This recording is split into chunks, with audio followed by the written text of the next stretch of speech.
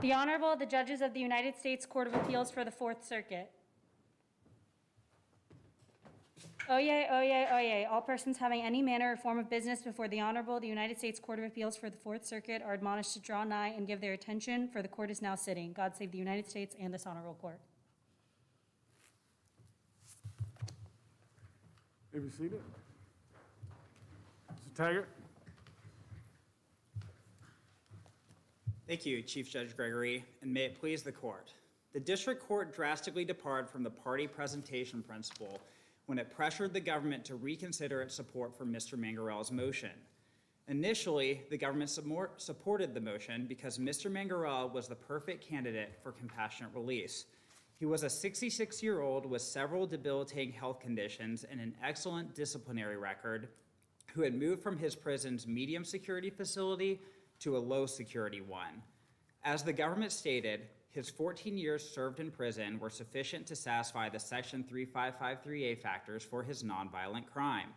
But the district court did not like the government's position, so the court ordered a hearing sua sponte in which it pushed the government to withdraw its support for Mr. Mangarella's motion, thereby violating the party presentation principle. After the government changed its position at the court's behest, the district court compounded its party presentation error by failing to explain why Mr. Mangarella's post-sentencing mitigating evidence did not support release. This court should reverse the district court, vacate its order, and remand with instructions to grant the compassionate release motion. Counsel, can I talk to you about your proposed remedy? What do you mean? You want us to grant a compassionate release motion? Yes, Your Honor. How does that work? So we would request for you to order the district court on remand to grant the motion. But as I understood the motion, it turned very much on COVID risk, right? That was the compelling, exceptional and compelling circumstances. I mean, that all has changed since this was first argued. Would the parties have a chance to... This is my concern. Circumstances have changed. There are parts of your motion that may not pertain in exactly the same way today, which is not to say that compassionate release might not be warranted, but the precise circumstances are different. So I'm just confused as to, you want us to sort of freeze this in time as of 2020? Well, yes, Your Honor. We don't want to freeze in time in 2020 under normal circumstances. What we think is appropriate here, though, because the district court should have released Mr. Mangarella in 2020, is to grant the motion because of the circumstances at that time. And we recognize that the circumstances have changed, and in the alternative, if the court will not grant the motion, we'd ask for a remand to a different district judge. But that was our concern, was that the error happened in 2020, and Mr. Mangarella should have been released 2 years ago. And so we think that the court has the authority to and should grant the motion. Well, the district court could have just denied the motion anyway without even asking the government any questions about its position. They can agree with you, and the court can overrule both of you. So courts do have the authority. I mean, the government wasn't making the decision. The court was making the decision. So courts have authority to make decisions, Your Honor, but what courts They have to make the decisions. All they do, the parties take positions. That's correct, Your Honor. And you had the government agreeing with you, and the court thought, sounded to me like, that the government was taking inconsistent positions in different cases. It was speaking with a forked tongue, and it asking the questions about it. Courts can do that. So, Judge King, courts can ask questions about cases, but what courts cannot do is pressure parties, especially the United States. Well, even and when the government changed its position, that didn't mean that the court had to go along with the government or with you. The court has to rule. That's correct, Your Honor. And if you both agree, the court can turn it down. Most time lawyers disagree, but courts have to rule for one way or another. So, Your Honor, I do think that in general courts should when the parties are in agreement, I think that court should follow But the the direction. courts, they hear, in this situation, they hear from a lot of defendants, maybe similarly situated or not, and he was concerned, it sounded to me like, that the government was taking an inconsistent position, in this case, with the position that it had taken in other cases. And it was exploring that possibility. How do you explain this? And they brought up a DOJ memorandum, supposedly, that supported what the government was doing. And the court says, well, let me see the memorandum. And the government said, well, Judge, we can't show you the memorandum. And then he said, well, check and see if you can show me the memorandum. They came back and again told him they couldn't show him the memorandum. So they told him that our position is supported by a government, a DOJ memorandum, Department of Justice memorandum on these things, that we can't show you. So Judge King, to that point, the court ultimately agreed with that position in the memorandum. I agree 100% with this party presentation point that you're trying to get under. I mean, that's the way the system, adversary system works. It should work that way. But the court has an obligation, or there's nothing wrong with exploring whether the government, which is in a bunch of these cases, is being consistent in the way it treats prisoners with these kinds of motions. So, Judge King, I agree that courts have authority to question the parties. What we don't agree with is that what the court did here, where it made clear that it did not want Mr. Mangarello to be released, and said that the government was allowing an extraordinary windfall to happen in this case, said that we should instead order solitary confinement, and ultimately he agreed that the government conceded the Section 3553A factors here, but he still asked them to reconsider, even recognizing that concession. And also, I would point the court's attention to the fact that in the hearing and then afterward, the court didn't question the defendant to make a similar point on the Section 3553A factors. The whole hearing was focused only on the government and asked the government alone to reconsider its position. That's not a normal circumstance where you're asking for supplemental briefing. So I understand the court's concerns, but I think that looking at the record in this case in totality, the court can see that the district court abused its discretion and drastically departed from the party presentation principle. Counsel, can I ask you a question about the hearing? Because unlike the lawyers in the moment, I had the luxury of reading it several times to try to figure out what is really happening here. And it seemed to me that what the district court was really objecting to was the fact that the government, in applying the 3553A factors, took account of COVID risks there. The district court thought the government was sort of double counting. It's fine to look at it for purposes of extraordinary and compelling circumstances, but that's it. And the district court kept asking the government, apart from COVID, if you take COVID out of it, explain to me why the 3553A factors are now lead to a different result than they did at the original sentencing. If that's what was going on, that's like a whole separate substantive problem, right? Because that's incorrect. You do have to consider COVID under the 3553A factors, right? Yes, Judge Harris, that's correct. And I would also point to the government's initial supporting responsive brief. Where they made that very clear. Yeah, they made that clear that we're looking both at the health conditions, and we are also looking at Mr. Mangarello's record and the fact that he has been an exemplary prisoner, and he was the only person in 20 years to move from a medium security facility to a low security one. So we're not talking about a high risk individual here who had completed a violent crime, and he did have a high risk of dying from COVID-19. And the court never focused on that either really in its hearing at all, and certainly not in its order, where the court entirely looked at his prior criminal history and the crime in this case without looking to his significant efforts towards rehabilitation.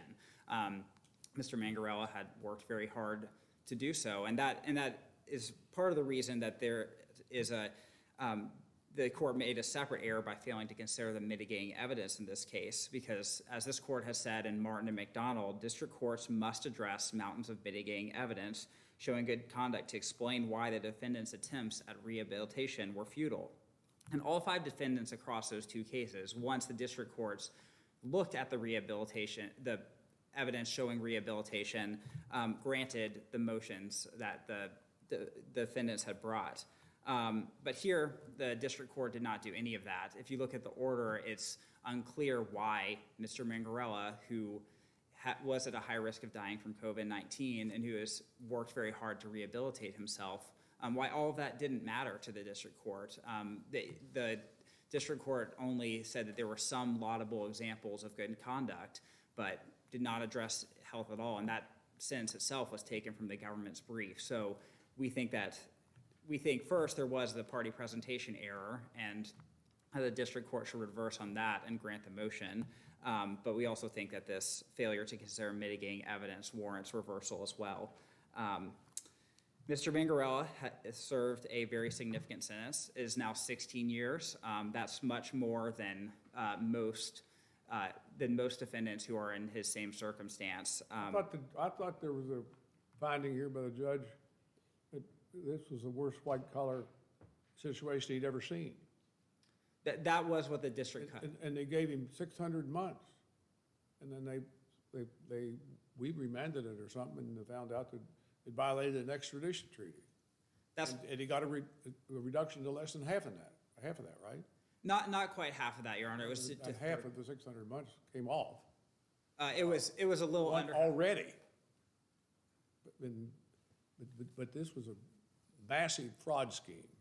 It was white collar, but yes, it was a massive white collar case. Yes, Your Honor. But I would also point to and the judge said it's the worst he'd ever seen. And this is a judge who had vast experience in the criminal process. I think on both sides, and as an assistant U.S. attorney, and as a United States attorney, and as a district judge. Worst he'd ever seen. That's correct that the judge said that, Your Honor. But I would also point to the, Enron and WorldCom scandals as examples where every defendant in those cases would, the loss amount was $100 million into the billions. Was the range was 10 to 25 years for all the defendants there. So. And fewer than 3% of people who commit any white-collar crime who are in the same criminal history category as Mr. Mangarella serve even 10 years. But with that, even knowing that this was a significant crime, Mr. Mangarella has been a model citizen in prison, and he should have been released based on compassionate release. The district court and the government essentially have gone back on the promise to Costa Rica because at his current pace with his health, it is unlikely that he will be able to leave prison within the next, by the time he's supposed to be released. So with that, we ask the court to reverse the district court's error and remand with instructions for the district court to grant Mr. Mangarella's motion for compassionate release. And in the alternative, we ask the court to remand the case and assign it to a different district judge. If the court has no further questions, I'll reserve the remainder of my time for rebuttal. Thank you, Mr. Taggart. Thank Mr. you. Goldman. Mr. Goldman.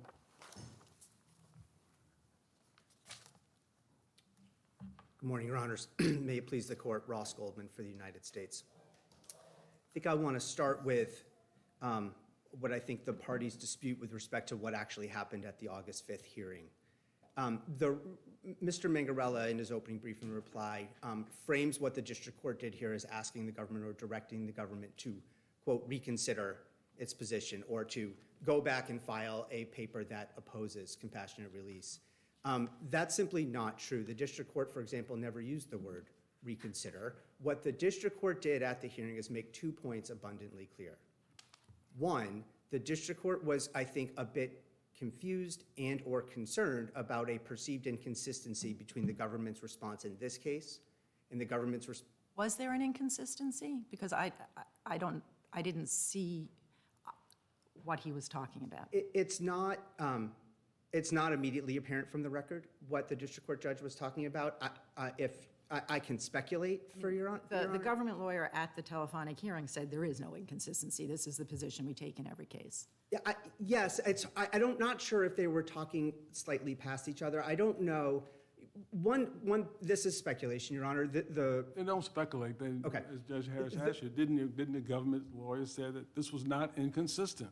No, that's correct. Okay, well, that's the question. But now you want to speculate. We don't need I'm happy- speculation here at the appellate court level. I'm We happy- need a record. And she asked you a question.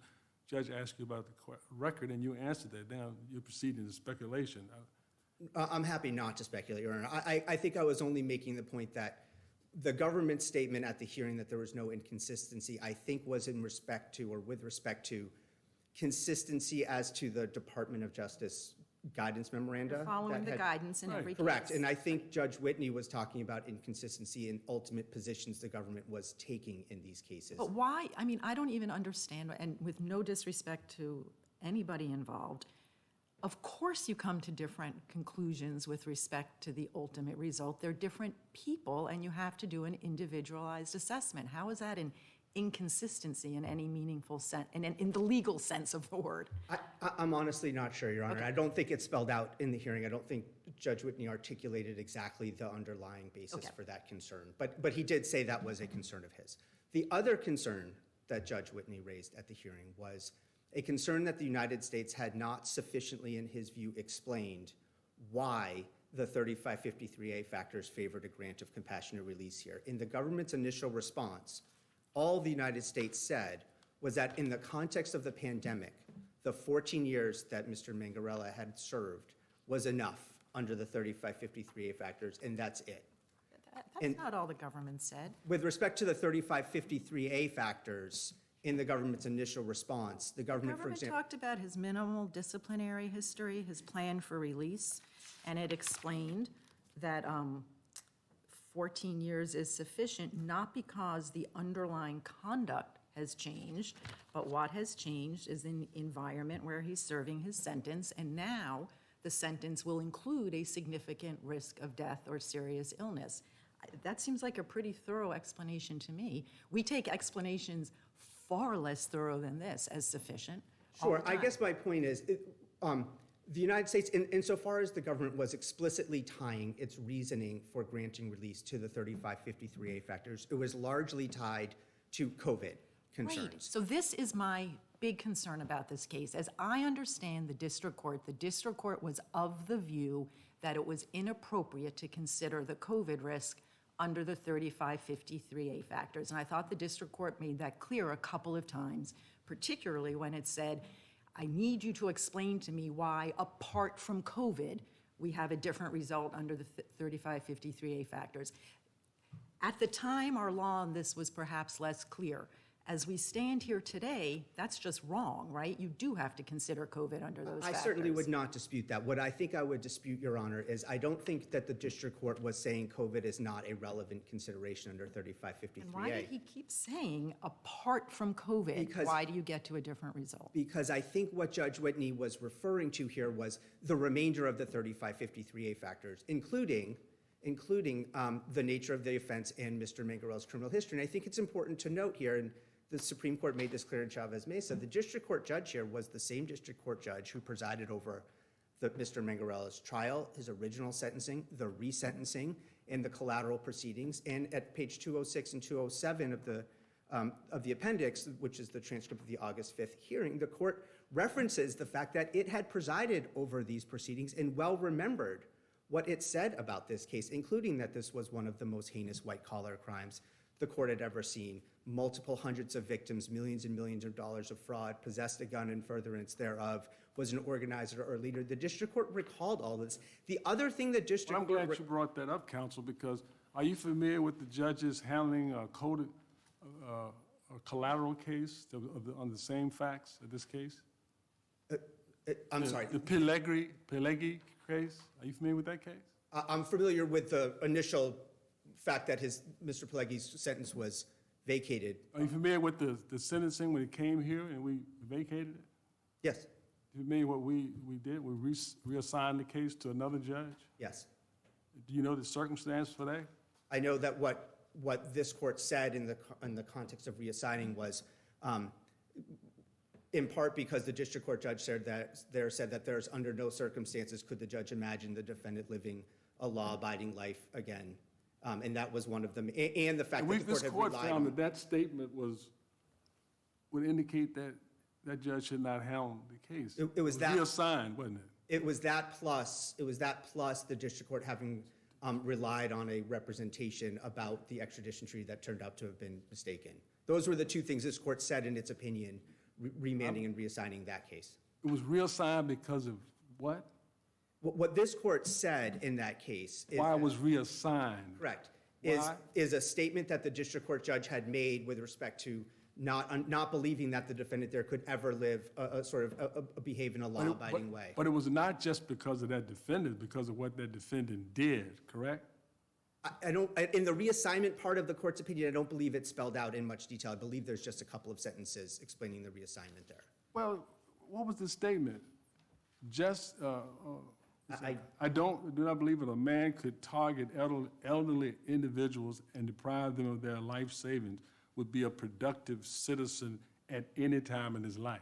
Right. But wasn't it the conduct that led to that conclusion? They were co-conspirators. I mean, it was very similar. For the conduct, correct? And wouldn't that conduct be the same here? Yes. Okay. So we have a context with this judge in terms of feeling about this conduct and this crime, correct? Well, I suppose. We have a context for this judge's view about this crime, don't we? We certainly do. And we do have a history of this court's based upon that, reassign the case to another judge. Is that right? Is that right? The Pileggi, yes, the Pileggi Right, case said that, yes. And this now, you talked about what happened at the hearing. What happened before the hearing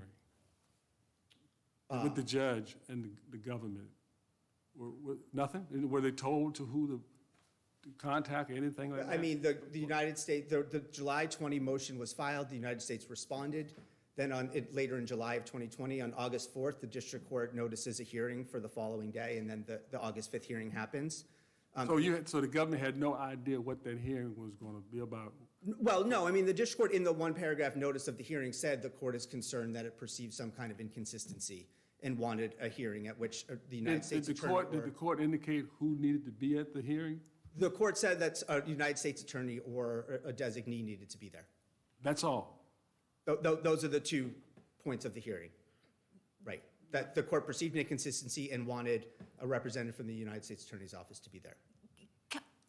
And is this, am I cutting you off? No, go ahead, please. Because the lawyers who had filed the original response, did they work at Main Justice in the fraud section? That's correct. So the judge is saying, I don't want to deal with those people anymore. Give me my local people. I mean, I suppose. More or less. I'm sorry, I don't mean to suggest, nothing normative. I'm just trying to get my hands around what's going on. That is what happened. The Okay. district court wanted to hear from a representative of the United States Attorney's Office. Can I ask you a question? Because I'm trying to figure out how much of the disagreement here is sort of factual versus legal. And I understand that you and your colleagues sort of read the record differently about what happened. But if hypothetically what happened was that the district court told the government, I disagree with your position, and I want you to reconsider it. And then, in ruling, it adopts that new position. Would that violate the party presentation rule in your view? No, and I'm accepting your, of course. Right, Your exactly. premise. I'm asking you a No, it would hypothetical. not, and the reason is this. What is The party presentation principle, and I think you see this very clearly in Sending Smith, is really geared toward an appellate court sort of engaging in issue spotting and placing it at something at issue that had not to that point been at issue in this case. And so that's, in Sending Smith, it was the First Amendment overbreadth challenge that the Ninth Circuit put front and center after a briefing and argument had already happened. In this case, we're talking about which way the 3553A factors cut.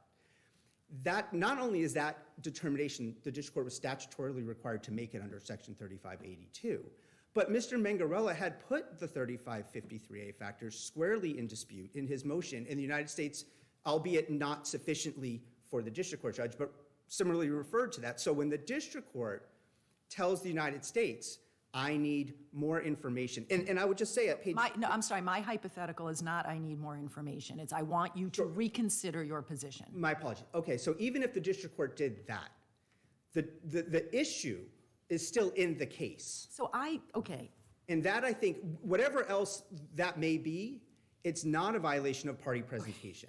maybe we should talk about what else it might be, because I understand what you were saying, that a lot of the party presentation cases are about the authority of a court to reach out sua sponte to consider an issue. What happened here seems magnitudes worse to me. That's one thing. The court reaches an issue sua sponte. It's all open. There's full transparency about what happened. What happened here, on my hypothetical, seems much worse to me, because now you have, it's like a sham proceeding. You have a district court judge instructing one of the parties what to say. It's like some kind of Soviet style, I want you to recant your position, give me a different piece of paper so that I can adopt that position. That seems, in terms of accountability and transparency and the way the system is supposed to work, it just seems much worse to me than, a court sua sponte reaching an issue that wasn't maybe properly before it. So this is where I think, if Your Honor will allow, I don't think that's what happened here, and I think it's meaningful that that's not what happened here. The more we get to a circumstance where a district court is directing parties to take particular positions in litigation, no dispute, Your Honor, that becomes more problematic.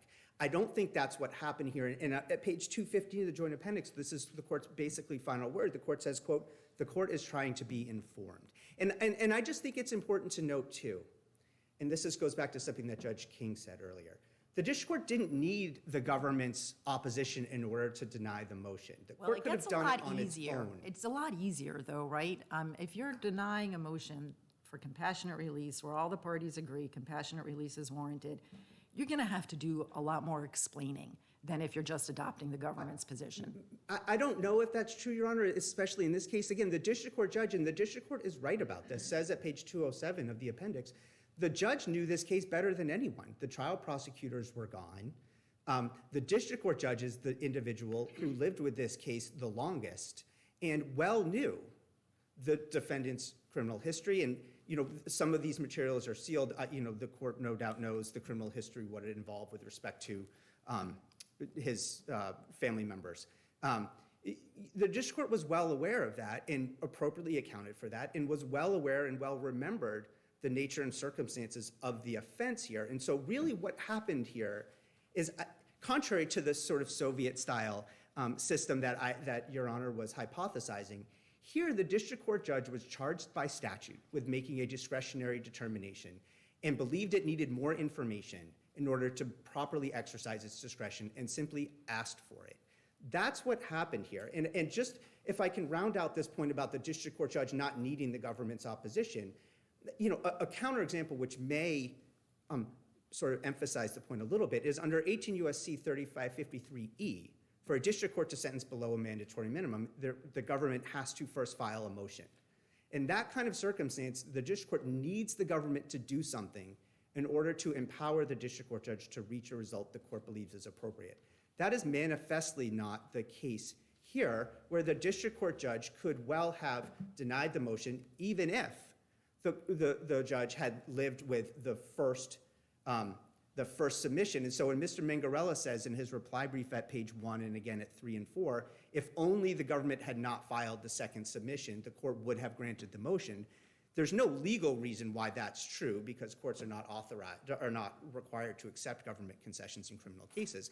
But there's not even really a factual basis for thinking that's true, because again, the district court well knew the nature and circumstances of this offense and this defendant's criminal history and made findings on the record. And if I can segue to the sufficiency of the explanation here, the district court said that there were some laudable examples of post-sentencing conduct. So not only did the court note that Mr. Mangarella had proffered some such examples, but the court actually credited them by sort of, at least assuming, by saying, although there are some laudable examples. That alone makes this case different than Martin and McDonald, which were cases in which this court said that there was no explanation for the sentence or no recognition on the part of the district court that there were even these post-sentencing acts of mitigation that were subject to consideration. So although the court did not clearly go on at length about these factors, factors. The court didn't say anything about the COVID risk under the 3553A factors, and that was the whole crux of the motion. Well, that was the crux of the motion, but I think everyone sort of understood at the time that that was principally important, not only, to be sure, principally important to Mr. Mangarella's ability to establish extraordinary and compelling reasons for the It compassionate was release. also the main reason the government had given in its first response for why the 3553A factors favored release, and it was a big part of the defendant's argument, and the district court never mentions it. So I don't know how big a part it was of the United States' submission. I mean, certainly the COVID context Well, the was first relevant. time around, it was, I mean, I basically read you the government's Of course. response, and it was a big part of it. So, but it was a big part of it. The analysis was, I think, rather truncated, unfortunately, in that first submission. But more to the point, I think, just stepping back if I can, the fundamental inquiry, and this comes from Chavez Mesa and all of this court's explanation decisions, is whether the district court said and did enough to facilitate this court's ability to conduct meaningful appellate review. The district court referenced that in its order denying compassionate release, the district court referenced the health considerations at the start of, in its discussion of the sort of setting up the background of the motion. So to be sure, Your Honor, the court didn't circle back in sort of the back end of its opinion where it was explaining why it was denying the motion to say, although he has these health conditions, I still find that the nature of the offense, the criminal history, the need to deter, et cetera, counsel against granting release. But I think this court can fairly infer. Well, that- I take your point, and in cases like, I think it's High, like, you look at the whole context and everything. What worries me, again, is these statements at the hearing the district court made. And I understand this has been a very helpful conversation for me, and I understand what you're saying about there might be different ways to interpret them. But I do have a concern that one way to interpret them is that this district court thinks one ought not look at COVID twice. You look at it for the first step, extraordinary and compelling reasons. You don't look at it again under 3553A. And in light of that, and then the district court doesn't mention the COVID risk under 3553A, I worry that this may be the sort of unusual case where it is not obvious to me that the district court actually considered COVID risk under 3553A. So that would be, I think, if I understand Your Honor right, maybe hypothesizing a legal error that the district court made in thinking that COVID. I don't think the record really bears that out. The way that the most reasonable reading of the August 5th transcript in our view is that the district court understood the United States' initial submission to be principally focused on COVID as not just getting him through the extraordinary and compelling reasons threshold, but as also kind of resolving the 3553A inquiry. And I think what the district court is saying at the hearing is, okay, you've told me that you think the COVID issues under 3553A counsel in favor of release, but what about the rest of 3553A? And so when the district court is saying, at page 210, wanting an explanation of, quote, why Mr. Mangarella, without any explanation, is entitled to reduction of sentence under 3553A, not COVID-19 issue, but the 3553A issue, I think what the court there is saying is everyone knew that Mr. Mangarella had these health concerns. They were not disputed. The United States never disputed that these health concerns, never walked back its initial assertion. Right, that I see what you're saying. Okay. And I might be prepared to read it that way had the district court mentioned COVID-19 when it went through the 3553A factors. Instead, it mentioned everything else but not COVID-19. And so to me, when you put them together, it at least raises a question as to whether this district court actually considered COVID-19 under the 35. I do understand what you're saying. You could maybe read the transcript by itself either way, but then it becomes sort of a notable omission when you get to the district court's discussion of the 3553A factors. And I mean, if the question is, can an appellate court meaningfully review this, I guess just kind of cards on the table, I have a real concern. I don't actually understand what happened here, and that makes it hard to meaningfully review it. Understand what happened here with respect to the August Whether or 5th. not the district court considered COVID-19 under the 3553A factors, because there is language in the transcript that I think is ambiguous as to whether the district court thought that would be appropriate, and then the district court doesn't mention it. And when I put those two things together, I am left with a question. Right, I understand, Your Honor. I mean, again, our submission to the court is that reading the record in its totality, that this court can fairly infer that the district court well understood, and that at the August 5th hearing, what the court was basically doing was saying, okay, I get that that the United States, you've told me the COVID issue, it counsels in favor of 3553A factors warranting relief. In this case, that's fine, but what about everything else? And again, I think, just as a final point, if I may, Your Honor, just again, reiterating the fact that the district court was so familiar with this case and well remembered the nature of the offense and the criminal history, I think sort of explains why the district court wanted more explanation from the United States. I'm not sure that helps you in this case, but the whole context of it, but very well. I got a question. Yeah, sure. When did this party presentation point first appear in this case? Yeah, so I thank you for asking that. And Your by this case, I mean district court. Honor. It appeared for the first time in the opening brief in this case. Nothing in the district court No, ever and so mentioned. No one ever stood up and said, Judge, you're getting too far with this thing. That's correct, Your Honor. And if I may just expand on that? It wasn't preserved. Is this a kind of a thing that that the preservation for appeal Well, we assert in our, doesn't apply to? well, we assert plain error in our brief.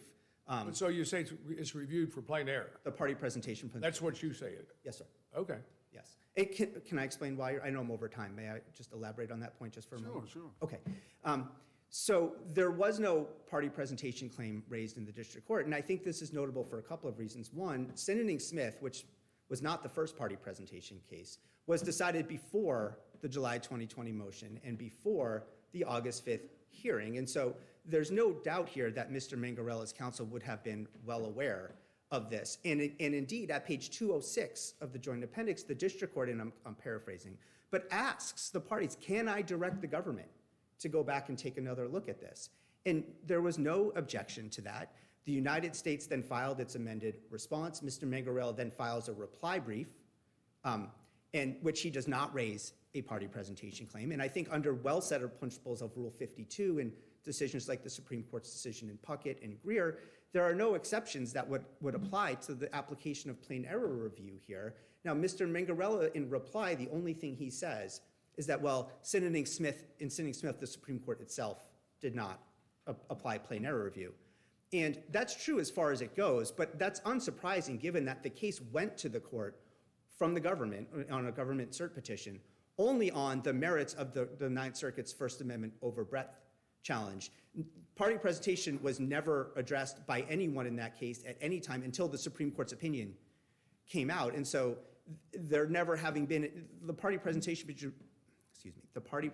principle not having been in the case until the Supreme Court's decision, it's unsurprising that the court did not talk about plain error review in its decision. But for Mr. Mangarella's position to be right, this court would have to say that Sinning Smith sort of party presentation claims are for some reason category exempt from the language of Rule 52. And I think the reason might be, as I read Sinning Smith, it sounded to me like the violation isn't complete until the district court rules on a ground that goes beyond the way the parties presented the case, so that you're sort of like your objection isn't ripe, the last step of the violation. It's first the district court, in that case, reaches out beyond what the parties have presented. In my hypothetical case, instructs a party to reconsider its position. That's not the violation. The violation is when the court rules on the ground that went beyond what the parties presented. And so that's kind of your first opportunity to object. Well, I don't know if that's right. I mean, what as I read Mr. Mangarella's claim, the moment at which the district court exceeded its authority was when it asked the United States to go back and take another look at this. In Mr. Mangarella's view, the district court was obligated to stick with the initial submission. And if that's the argument, that's an argument that well could have been raised. That might be his argument, but my suggestion is that under the Supreme Court's precedent, had the district court in this case said, please give me a new brief, I don't like your position, and then when it had ruled, said, you know what, I'm sticking with the party's original presentations, and based on that, here's how I'm coming out, we would not, in fact, have a party presentation violation in this case. I'm not, well, I don't know if there would be no party presentation problem or any error would be harmless or would be nothing to, I mean, I'm not sure who would complain in that circumstance. If the district court, required the government to submit something and then didn't agree with the government. I mean, we might appeal on the ground that we lost, but I don't think we would appeal on the ground that the district court overstepped its authority by asking us. And, one final point is, in this case, it happened to be that the district court asked the United States to provide more information. There's no reason to think that in any given case. And to change lawyers. And to change lawyers. Not to change lawyers, Your Honor, just to have a representative from the United States Attorney's Office at the August 5th hearing. When the government submitted its amended response, it was still the fraud section. You're saying it didn't include different sets of lawyers, the attorney, U.S. Attorney's Office, he wanted to hear from, and not DOJ? He wanted to hear from the U.S. Attorney's Office principally at the August 5th hearing. He wanted somebody from the U.S. Attorney's Office in Charlotte to be present in the courtroom when the proceeding was going on. Correct. When I was United States Attorney, I always had one in there. I don't know why. I mean, he would show up with 2 or 3 lawyers from Washington without the United States Attorney being represented. I'm not. I wouldn't have allowed it. And I didn't, I don't think, unless they threw me out first. I can't speak. I thought we were all in the same position. It's Washington, Charlotte, wherever they are, they're speaking for the government. That's how we view it, Your Honor. But just to sort of put the final point on it, Chief Judge Gregory, the district court wanted the United States Attorney or designee to be on the line and principally representing the government at the August 5th hearing. But the amended response was filed by lawyers from the fraud section, just like the initial response was. And then if I could just, I'm well over time, I apologize. You are. I'll sit down. Thank you, Your Honor. Well spoken. Mr. Goldman, do you have something further? Yes, Your Honor. I have a couple of points for rebuttal. Mr. Taggart, I'm sorry. No problem at all, Your Honor. I have a couple of points for rebuttal. First, I'm going to turn to the... Mr. Taggart, when did you get into this case? I know you were appointed. I was appointed about a year ago, Your Honor. For the appeal? Yes, Your Honor. You were not in these proceedings that I we've was been not, talking Your about? Honor. Okay. My former law firm had represented at the lower court, but I wasn't So involved. your firm was in it? My former law firm. I recently switched firms. Your former law firm? So there is a little bit of continuity there. Well, there's some, Your Honor, but what I would say for Now you are on your own in representing yes, Your Honor. the client here. But what I will say is that I agree with Judge Harris's position that even if the court had ordered the government to reconsider its position, and then the court fixes its party presentation error by going as the parties initially presented it, there would be no error. It has to be the final order as well. And I would just point the court to Signing Smith. I don't have the exact quote, but in the holding, the court says the drastic departure of the Court of Appeals was an abuse from the party presentation principle was an abuse of discretion. Even though no one had raised the issue, even at oral argument, the court said that abuse of discretion was the standard of review. And we do think that any sort of objection at the district court would have been some sort of formulaic one. But you're supposed to object if there's something wrong going on. That's what your job is. And I'm talking about you being the fellow back there too, or lady. The lawyer in the district court is you. You're supposed to preserve the issue. That's the rule that we go by here. Otherwise, it is plain error review.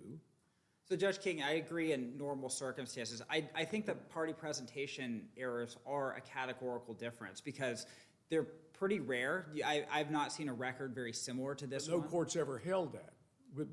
You're asking us to plow a new furrow in the law. No, Judge At that King. point, yes, you are. Well, Judge King, I think Signing Smith does hold that. And I think that because there was no objection. Because the Supreme Court did it. That's the Supreme Court. True, that's the Supreme Well, Court. I'm talking about the proceedings in the district court and the Court of Appeals. But there's also no cases saying that for party presentation errors that it should be reviewed for plain error review as well, Your Honor. I would. You can argue it's set aside as plain error. True, Your Honor. I mean, That- that's what I was going to say is. But it is, I don't know how you get past claiming it's not plain error review. Well, like I said, Your Honor, I would Because point it was to. not raised in the district court, and the district court didn't get a chance to address it. So we review it for plain error. Now, you can say it's error, it's plain, it's harmful, and it's a disgrace to the judiciary. So Judge King. Then you'd have a plain error claim. So Judge King, I would say, I would just point to the court, and if the court disagrees with signing Smith and Rule 51B, that this would be a formulaic objection, like the court has said, is not necessary in Lynn. Those would be where I would point the court. But I also just want to point to, the government seems to rely so much on how the process of signing Smith worked. But I would also point the court to Greenlaw and Wood as Supreme Court cases where party presentation errors were found, and those both had the government, the Court of Appeals address the central issue in the case, whether a person should be released in habeas or whether a prisoner's sentence was correct, and the court held that there were party presentation errors there as well. So it's not just in the case where amici are brought in. Third, I would also point the court to JA 212, JA 210, and JA 206 as where the court did direct a reconsideration. I know the court said several times it was trying to be informed, but as early as JA 192 to 193, I believe, the government explained its position that it was conceding extraordinary circumstances. It has freedom to argue that the Section 3553A factors favor release or don't favor release. And here they did so, and they made several mentions in their brief that of Mr. Mangarella's good conduct and why his health conditions favored release here. And then finally, Your Honors, I would just, I think that my fellow counsel here may misread Martin and McDonald. I just wanted to read a quote from there about what the district court has to do. The district court needs to explain why the attempts of the defendants at rehabilitation are futile. That's what the district court did not do here. And so for those reasons, we asked this court to reverse the district court and remand with instructions to grant the motion. Thank you, Your Honors. All right, thank you, Mr. Taggart, Mr. Goldman. And Mr. Taggart, we note that you're a court opponent. On behalf of the Fourth Circuit, I want to make a special note of thanks. We depend on lawyers like yourself to take these cases, and we appreciate your doing so, and also recognize Mr. Goldman's very apt representation of the United States. With that, regretfully, we cannot come down and shake your hands as we love to do and find it one of the charms of the Fourth Circuit. Matter of fact, the only circuit that does it. But we are still in the throes, obviously, of a very serious concern in our nation about the health and COVID. And we think the best for all present and those not present that we not do it. But know very much that we appreciate your being here, and we'll give you a virtual handshake. Thank you, Your Honor. Thank you so much.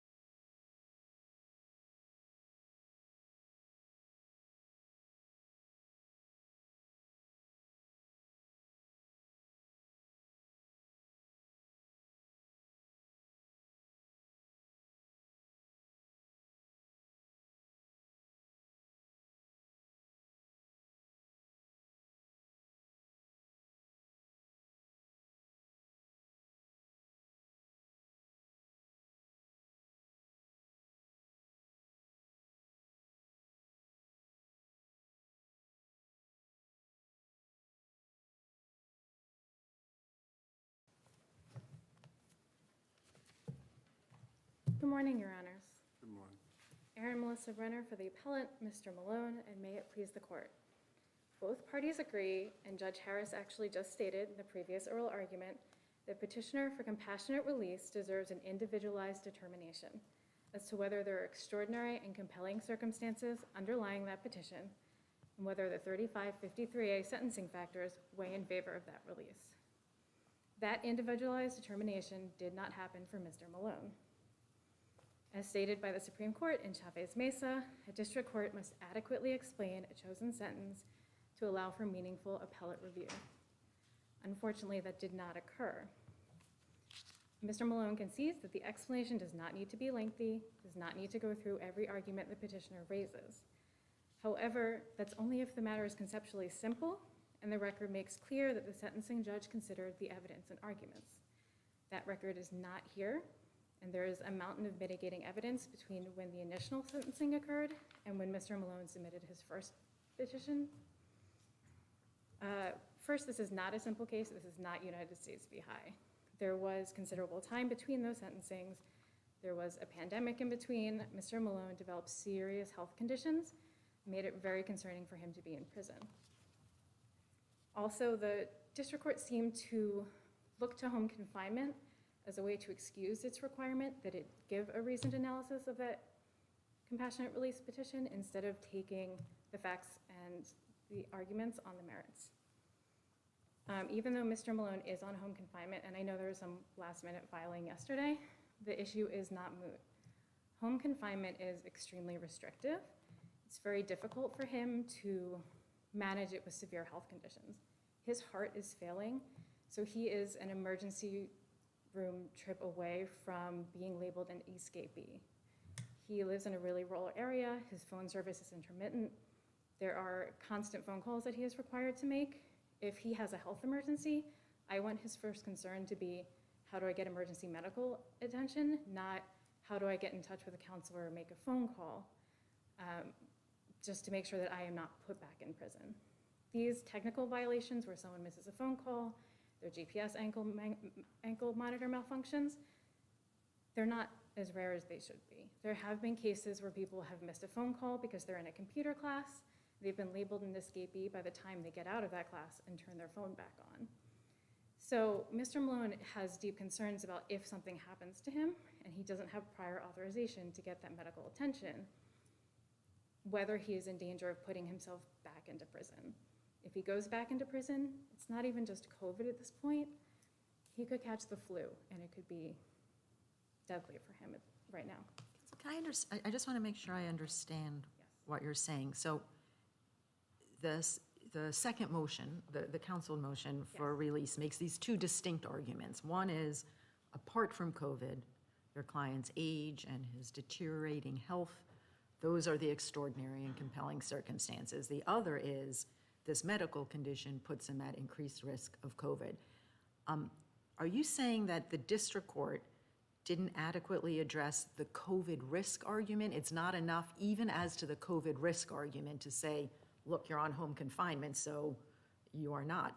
Your term of imprisonment is not putting you at risk of COVID anymore because you are home. I am saying that the district court did not engage in any analysis of the facts before it or legal analysis, given this court's precedence about how...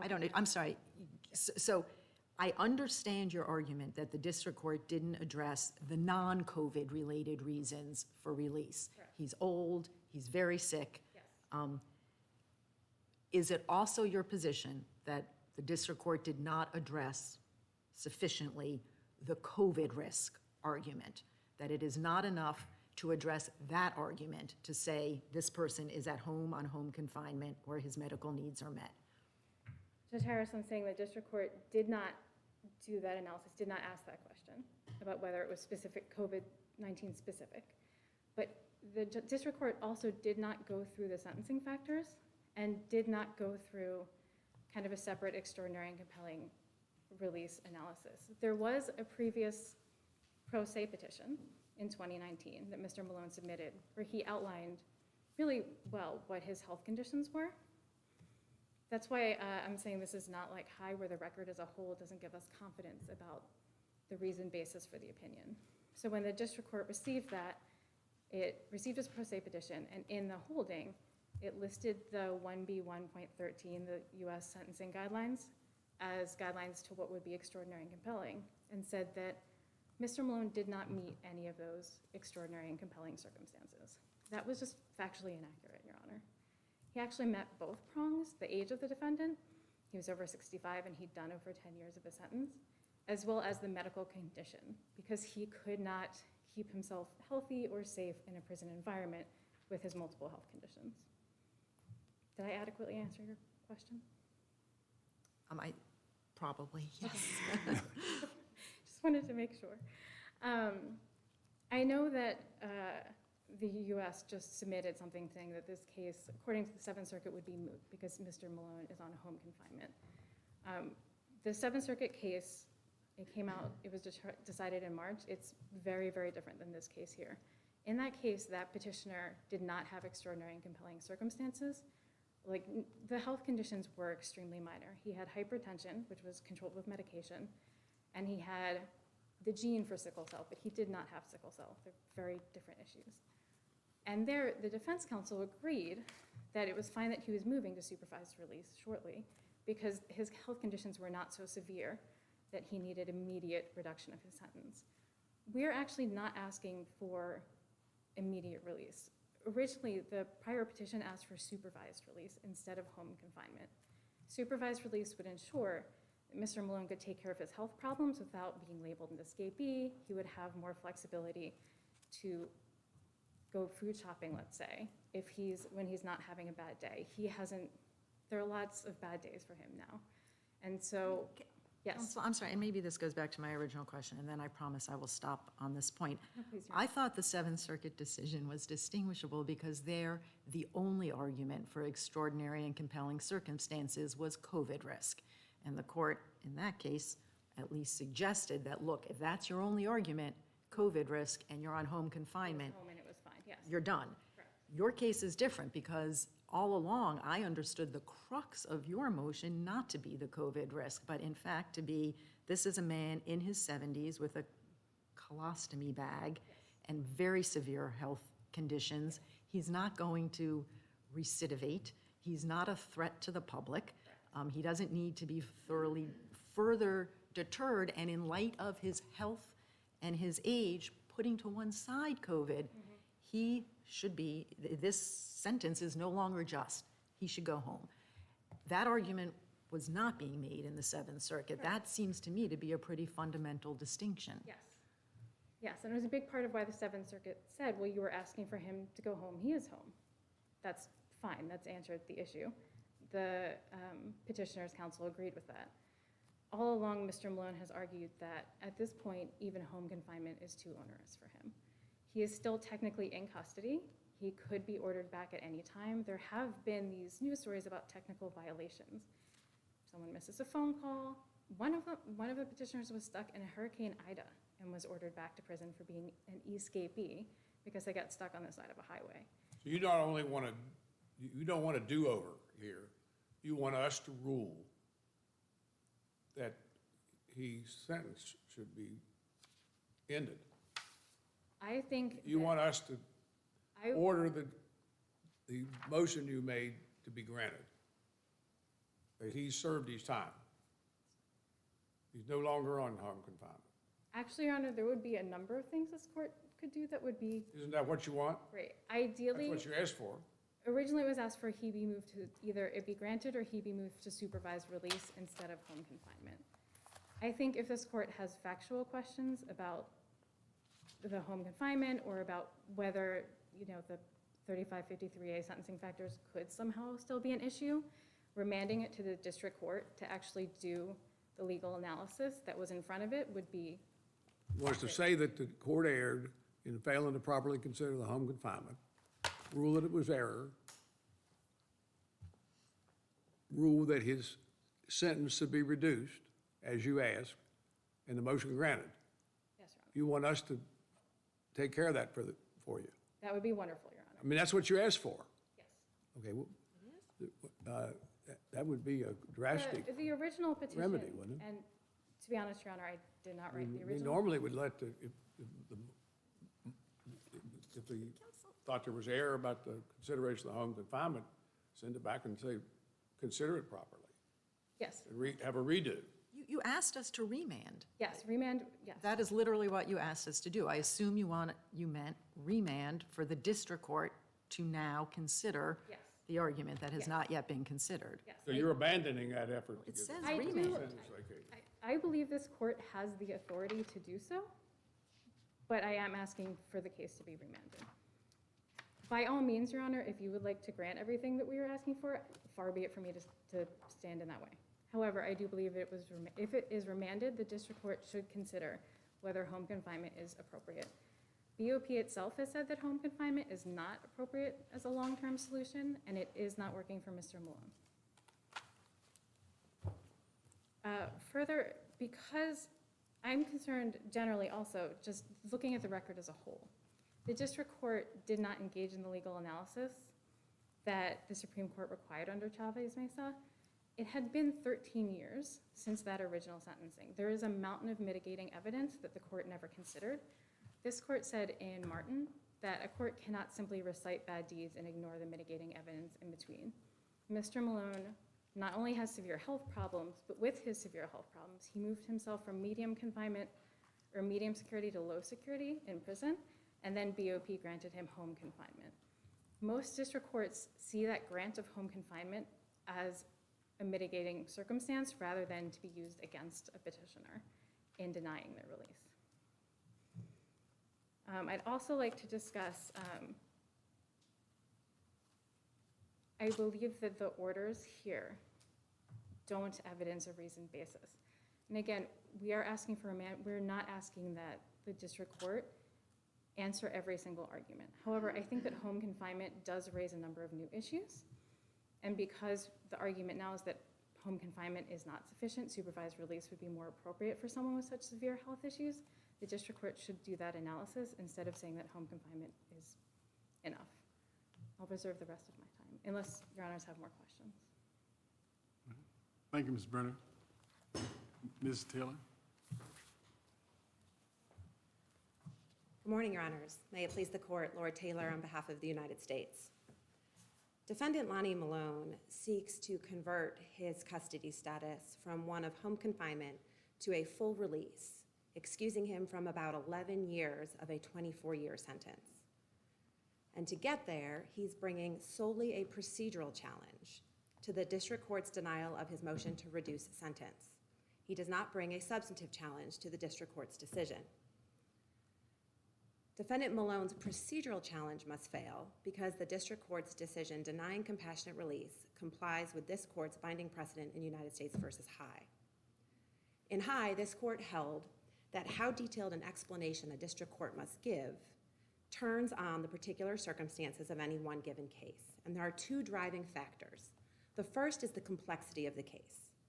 Generally speaking, the simpler the case, the simpler an explanation that is required. And the second driving factor is the judge's prior awareness with the defendant's arguments. If the judge who is handling the compassionate release motion is the same judge who handled, for example, the trial or the sentencing or the post-conviction proceedings and has awareness with the exact same arguments previously made or the 3553 factors from prior hearings, then a simpler explanation is likewise appropriate. Here, both factors weigh in favor of requiring a simple explanation for the district court's denial of Mr. Malone's compassionate release motion.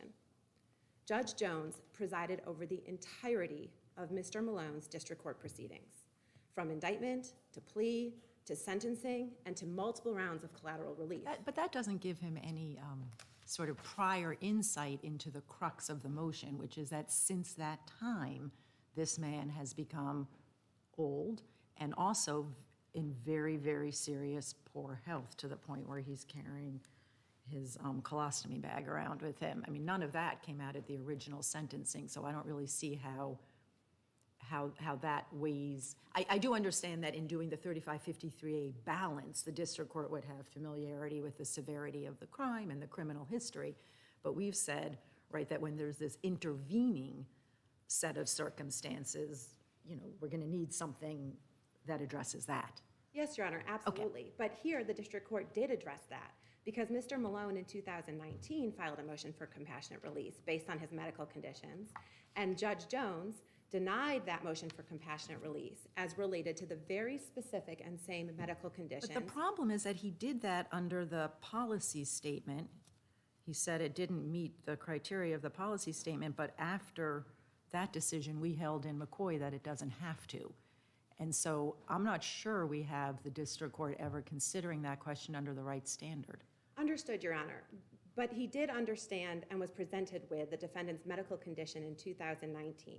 He was familiar with the facts, and then when re-presented with the exact same issue in 2020 on the renewed motion for compassionate release, the judge ordered a home study to determine whether or not Mr. Malone's medical needs were indeed being met. But that's not the question for compassionate release, whether his medical needs are being met at home. The question is, in light of his age and his health condition, under the 3553A factor, should he be entitled to, a shorter sentence?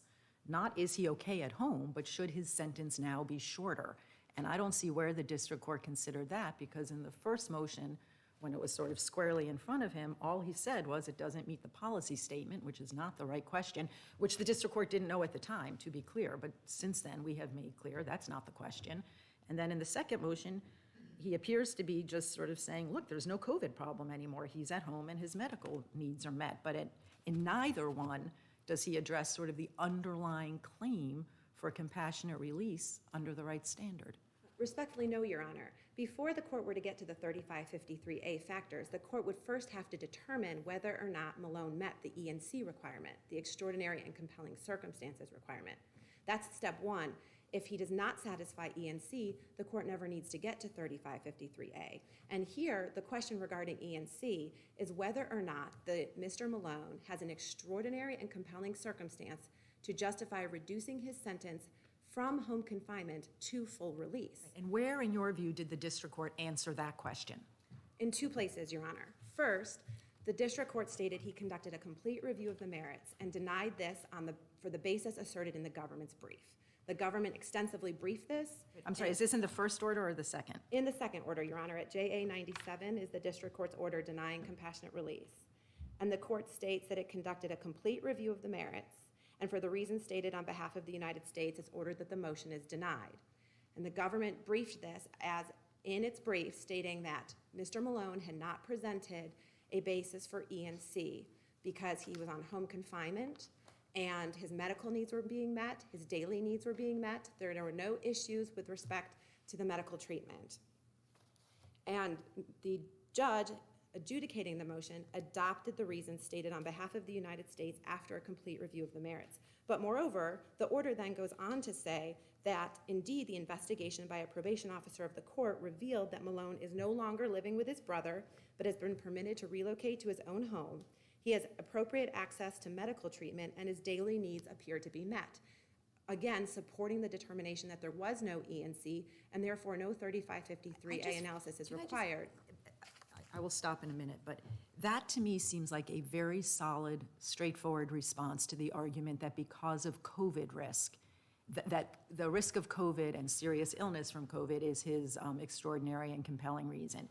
He's at home, his medical needs are met, done. It seems to me to be a complete non sequitur to an argument that because of his age and health, his sentence should be shorter. The just compassionate release, not the part where you can't care for yourself in prison in light of the COVID risk. You can't protect yourself from COVID in prison.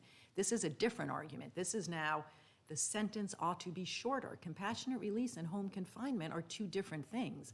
I didn't understand the district court to be addressing anything but COVID risk in this order. You think the district court is also addressing the separate argument that the sentence ought to be shorter? Yes, very much so, Your Honor. In part because the district court had previously addressed it a year before. I understand Your Honor's point that it was pre-McCoy, but he did address that very same issue as to whether or not the health conditions amounted to And E&C. so I understood the district court, and quite fairly, to be, I don't want to put myself in the district court's head, but to be thinking, I already addressed that one. I took care of the stuff that's not related to COVID in my first order. This time, I have to address COVID. That's the intervening thing that happened. And the fact that this person is at home takes care of the COVID risk. So now I'm done. Respectfully, no, Your Honor, and we know that because Judge Jones specifically states in his order that Mr. Malone is no longer living with his brother and is now living on his own. And the reason that matters is because that is directly responsive to Mr. Malone's argument that his medical conditions alone are an E&C justifying compassionate release. The judge can only respond to the arguments that are presented to him. And Mr. Malone's motion for compassionate release argued that he was living with his brother, and that was making it more difficult to get medical treatment.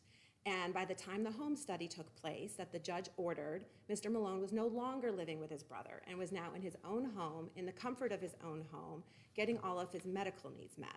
That was the argument that was made with respect to compassionate release on the basis of his medical conditions. And the judge responded to that by confirming that he was indeed in the comfort of his own home getting his medical and daily needs met. So he did respond to that argument. But here's the problem, Ms. Taylor, what part of his medical condition is temporary? Certainly, Mr. Malone has certain permanent medical conditions. And the answer, none. I'm not a doctor, Your Honor. I don't know if his You don't have to be a physician. He's not going to get better from what he's suffering from. That is true, Your Honor, but the judge knew that. You can't put, you can't put his colon back, and those things have been surgically removed and was necessary based on that's permanent, correct? It's correct. You can say the truth Yes, is Your okay Honor. to say He is yes. a colon cancer survivor, and that will always be true. And he has suffered. It's more than just serious wait, ailments. with counsel. It's more than just a cancer survivor. Come on now, his whole lifestyle has changed. When he was in prison, he talked about people didn't want to be around him because if that bag has any kind of leak, the olfactory senses are repulsive to anybody. To say that he's just a cancer survivor? No, I no. mean, that's what I thought you said that. I had intended to continue on and agree with you, Your Honor, that he obviously has But long-lasting isn't the effects. question, though, whether or not he merits a reduction in sentence because of those non-changing permanent conditions? Not whether it's COVID, not whether he's with somebody, another relative here, or what. That changes in life daily. That's how life is. It's back and forth, but there is no back and forth for him Yes, Your in Honor, this. but that raises a substantive question as to whether or not the district court's conclusion was substantively correct, and that's not on appeal here today. The only thing Malone appealed was a procedural challenge to the district court's decision, whether or not his explanation was adequate under United States v. High. That is the only issue before this court today. And under an abuse of discretion standard, where the district court must simply do enough to make sure that his decision was not irrational or arbitrary, and to establish that he considered all of the arguments and had a reasoned basis, Judge Jones's decision more than adequately meets that standard. He specifically states that he considered all of the arguments, that he conducted a complete review of the merits, that he adopted the reasons set forth in the United States brief. He then went on in several sentences to address the home study that was ordered, the fact that all of the medical needs are being met, that Mr. Malone is no longer in his brother's home, which was a chief complaint at the district court level, and decided that considering all those facts, in addition to the 3553A factors, which is a separate and second step in the analysis, that no relief was warranted. So we have a case here where there's no ENC and it's denied under 3553A after a complete review of the filing So you're by the saying, judge. your government's position that this is not an extraordinary circumstance, his medical condition is not? It's the government's position that the district court I'm adequately not asking about the explained district that it court, I was not said an the ENC. government's position. Your position is that this is not an extraordinary condition, a It is not an circumstance? extraordinary and compelling circumstance given his environment on home confinement. Perhaps it would be if he were in a setting of incarceration, but the question is whether or not. So it other is- one, we can come back here if he goes, if the BOP orders him to go back in, then we can have part 2 of this case. You agree with that? Yes, Your Honor. If And in he the- could be sent back to prison immediately. It is wholly speculative whether or not he will ever be sent back to prison. I thought the memorandum said that they could do it. The December 2021 memorandum from the Office of Legal Counsel opines that as of right now, there will be no automatic return to prison for inmates released based on COVID reasons to home confinement. Hypothetically, BOP retains the discretion to allow an inmate to come back to prison if they violate the conditions of their home confinement. There is absolutely no reason to believe, based on the record of this case right now, that BOP will exercise its discretion to return Mr. Malone to a facility of incarceration. If, in the event that that were to happen, however unlikely, of course Mr. Malone could renew a motion for compassionate release and immediately move to stay his return to a facility of incarceration. And at that point, the question of whether or not there is ENC to justify a reduction in sentence to release him from any term of incarceration would be ripe and appropriately reconsidered by the district court. But right now, that possibility is too speculative to warrant consideration at this stage.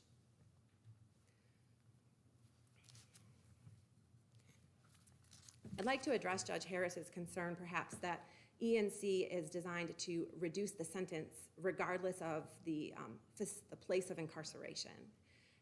If I understand Judge Harris's concern correctly, the district court judge should be determining whether or not a sentence reduction is warranted, regardless of whether or not the defendant is on home It's called a motion confinement. for a sentence reduction, and it doesn't say you have to be in prison, so you make it sound like that's sort of a bizarre reading of the statute, but No, it's a motion for sentence reduction, not a motion to get out of prison. absolutely, Your Honor. And so I wanted to affirm that we do not dispute that he would be eligible to apply for a motion for compassionate release because he's still serving a sentence and he is still under a period of confinement, albeit home confinement. But the question is whether or not, under the facts and circumstances individualized to this defendant, he has presented extraordinary and compelling reasons to justify a reduction in sentence. Judge Jones has determined that one of those facts and circumstances to be considered is the fact that he's not in a facility of incarceration, that he is in home confinement. And you must consider that environment when layered on to the fact that he's asserting a medical basis as the reason to have a reduction in sentence. Right, the thing that is, I understand that. The thing that is missing to me is the part where the district court, using the right standard, sort of considers his medical condition and his advanced age.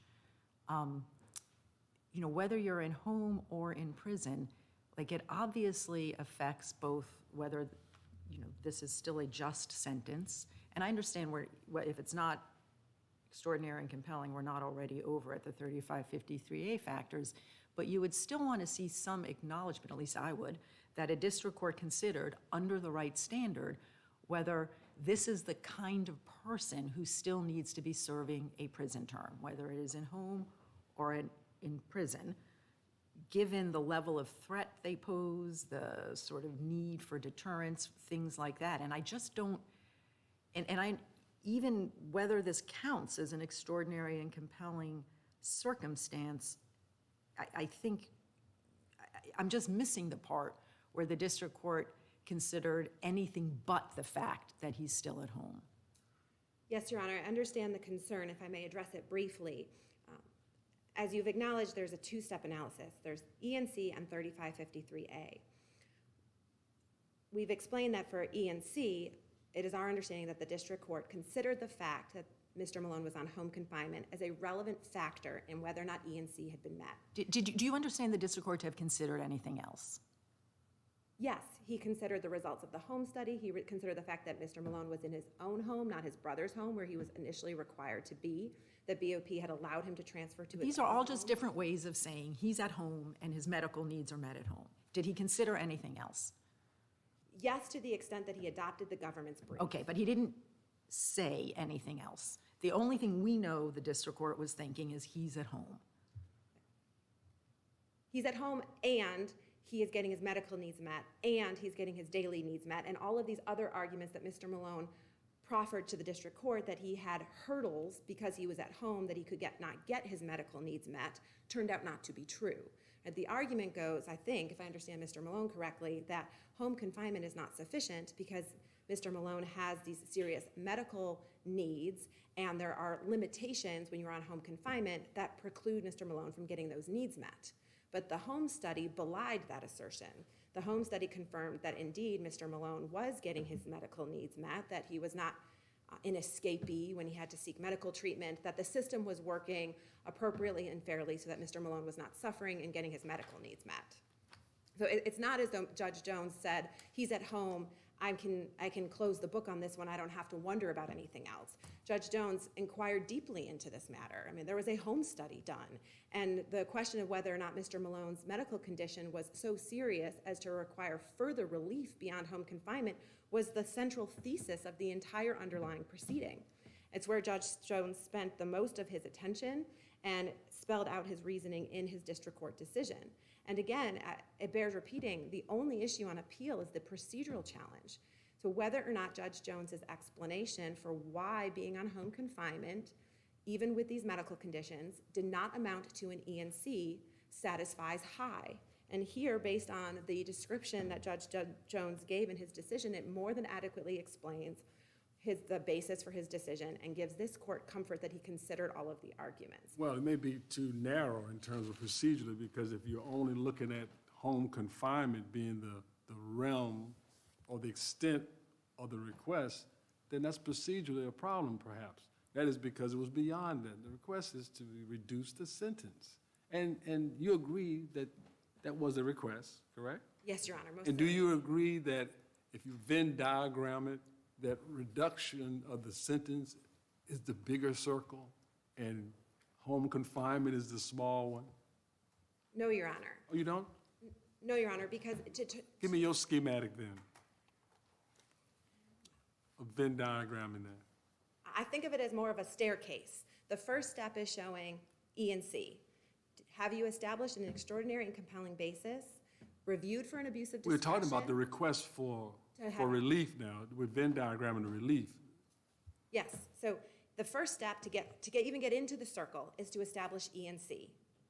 And that is reviewed for an abuse of discretion, and here only the procedural step with respect to ENC is being reviewed. There is no substantive challenge to whether or not ENC was established, only a procedural challenge.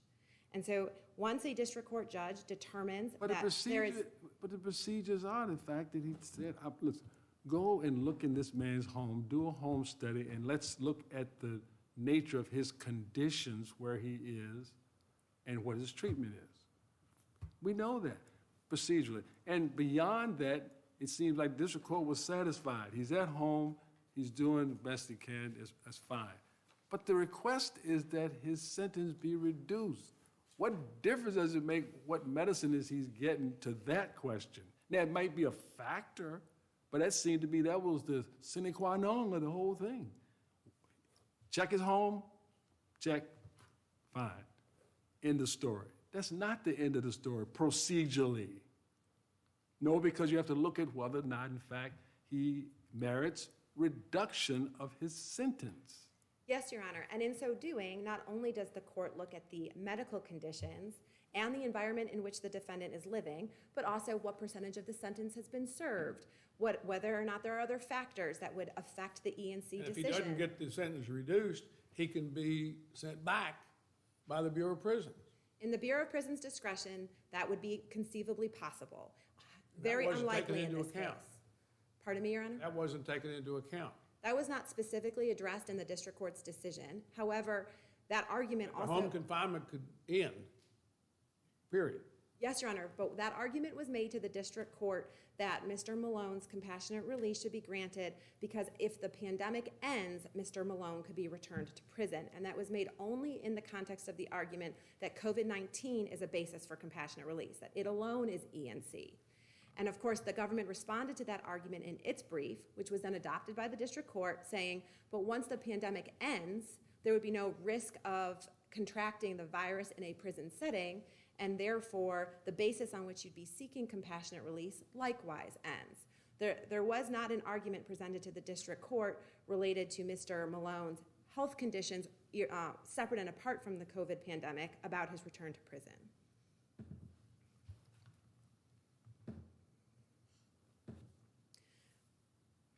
It is also, as the Seventh Circuit explained in United States versus Shorter, which was the subject of the 28J letter, wholly speculative that Mr. Malone would ever be returned to a term of incarceration in a prison facility. And the government readily acknowledges that if that were to happen, however unlikely, that the motion for compassionate release could be renewed, a motion to stay the return to the prison facility could be filed, and the district court would have the benefit of the current individualized set of circumstances to make a different determination.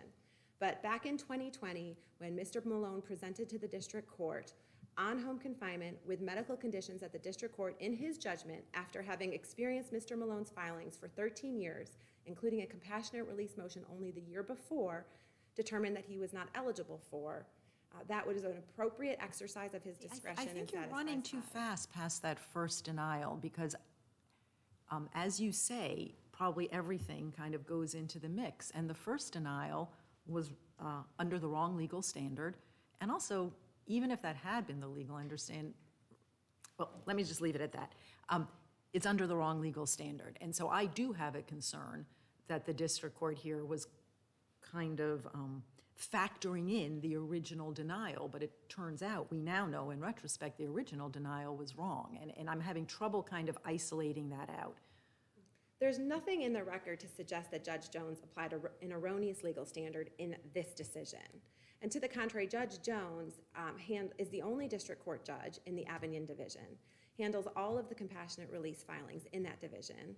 The Western District of Virginia has handled well over 500 compassionate release filings. We're a very small district, and Judge Jones is the only judge in Abingdon handling those matters. I'm not suggesting he applied the wrong standard in the second order. I'm suggesting that because he applied the wrong standard in the first order, nobody's fault, but we are left without an explanation for why, apart from the erroneous legal standard, this man's medical condition and age don't warrant a reduction in sentence. It's nobody's fault, but just because of this weird kind of interplay with McCoy, I have no doubt that Judge Jones would have explained himself in the first order had there not been this kind of wrong legal standard problem. But just the way it played out, we don't have that explanation. Yes, Your Honor, and perhaps that would be fatal to this appeal if Judge Jones had adopted his prior decision, but he did not do so here. He did not rely on the prior decision. Certainly the fact that he handled the prior decision makes him aware of Mr. Malone's circumstances, but he did not incorporate it by reference into this decision. And But you incorporated it by reference into your argument 2 seconds ago, which is why I raised this. You said, like, he's got this familiarity, he has the full context. This is my concern, that for the same reason it would seem natural for us to look at that, it might have played some role here. Understood, Your Honor. However, the government's brief in opposition to the motion for compassionate release expressly discussed the McCoy decision and acknowledged that the policy statement was not binding. In fact, there are multiple pages of the government's opposition, if I recall correctly, that address this very issue. And Judge Jones expressly stated that he reviewed the briefs and was adopting the United States brief and the reasons asserted therein. I think that the fair inference from that statement is that he understood McCoy had changed the binding effect of the policy statement, and to whatever degree that had informed his 2019 decision would not be appropriate again in 2020. The point I was trying to make about his familiarity with the case is that this is not the situation where you have a judge stepping in and meeting a defendant for the first time in the context of a compassionate release motion. This judge adjudicated Mr. Malone's proceedings start to finish. He had a very strong command of the severity of Mr. Malone's offense, who possessed a short-barreled shotgun in furtherance of a very serious drug trafficking crime and was sentenced to 24 years for his offense conduct. At the time of the compassionate release motion, however sympathetic his medical condition may be, he had only served half of that sentence. He had a very significant period of incarceration left to serve. And this judge, with the benefit of knowing the full context of the case, our prior review of the 3553A factors, exercised his discretion appropriately to deny compassionate release at this time.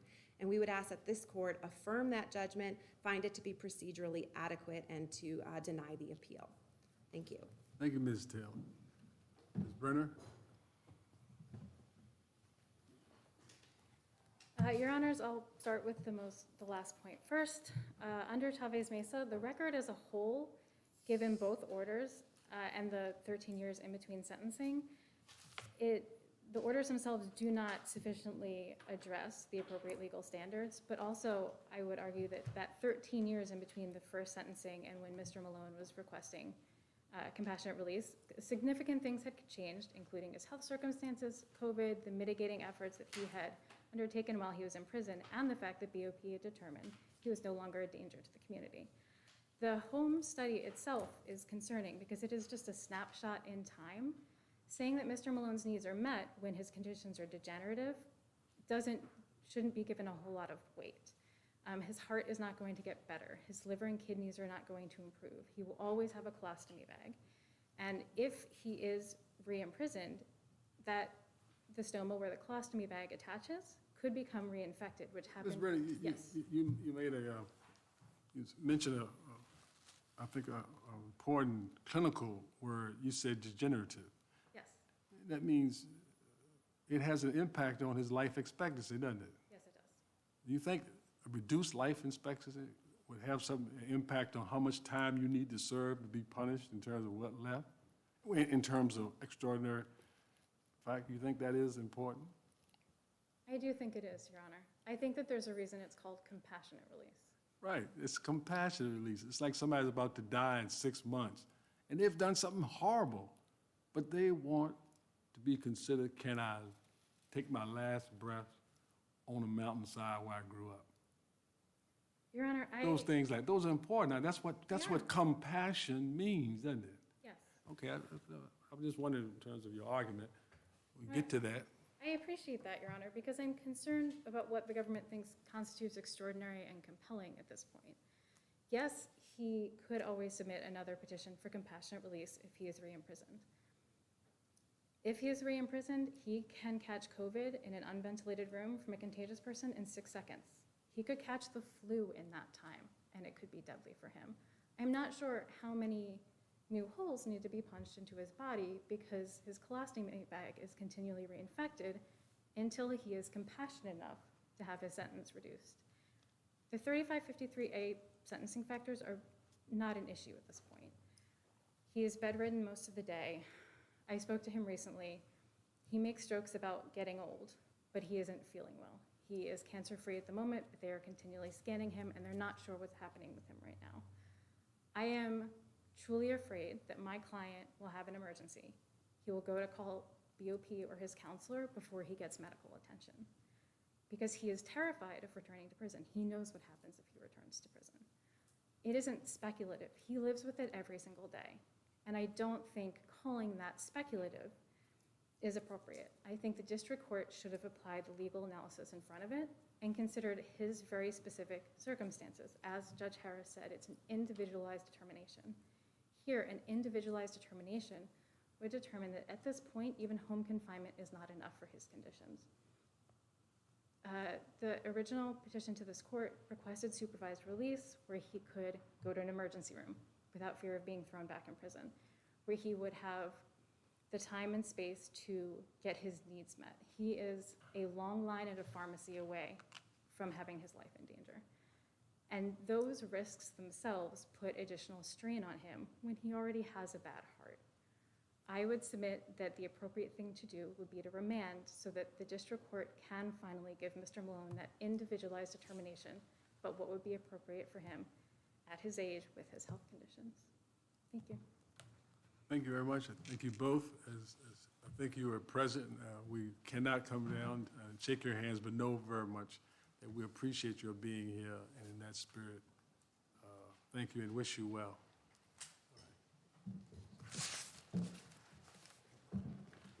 We'll ask the deputy to have a brief recess. This honorable court will take a brief recess.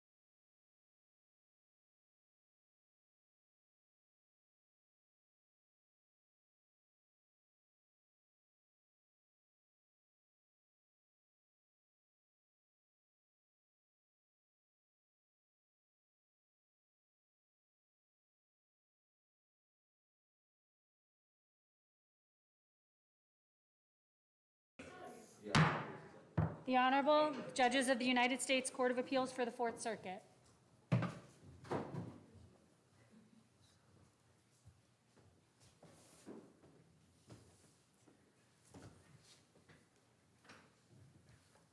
May be seated.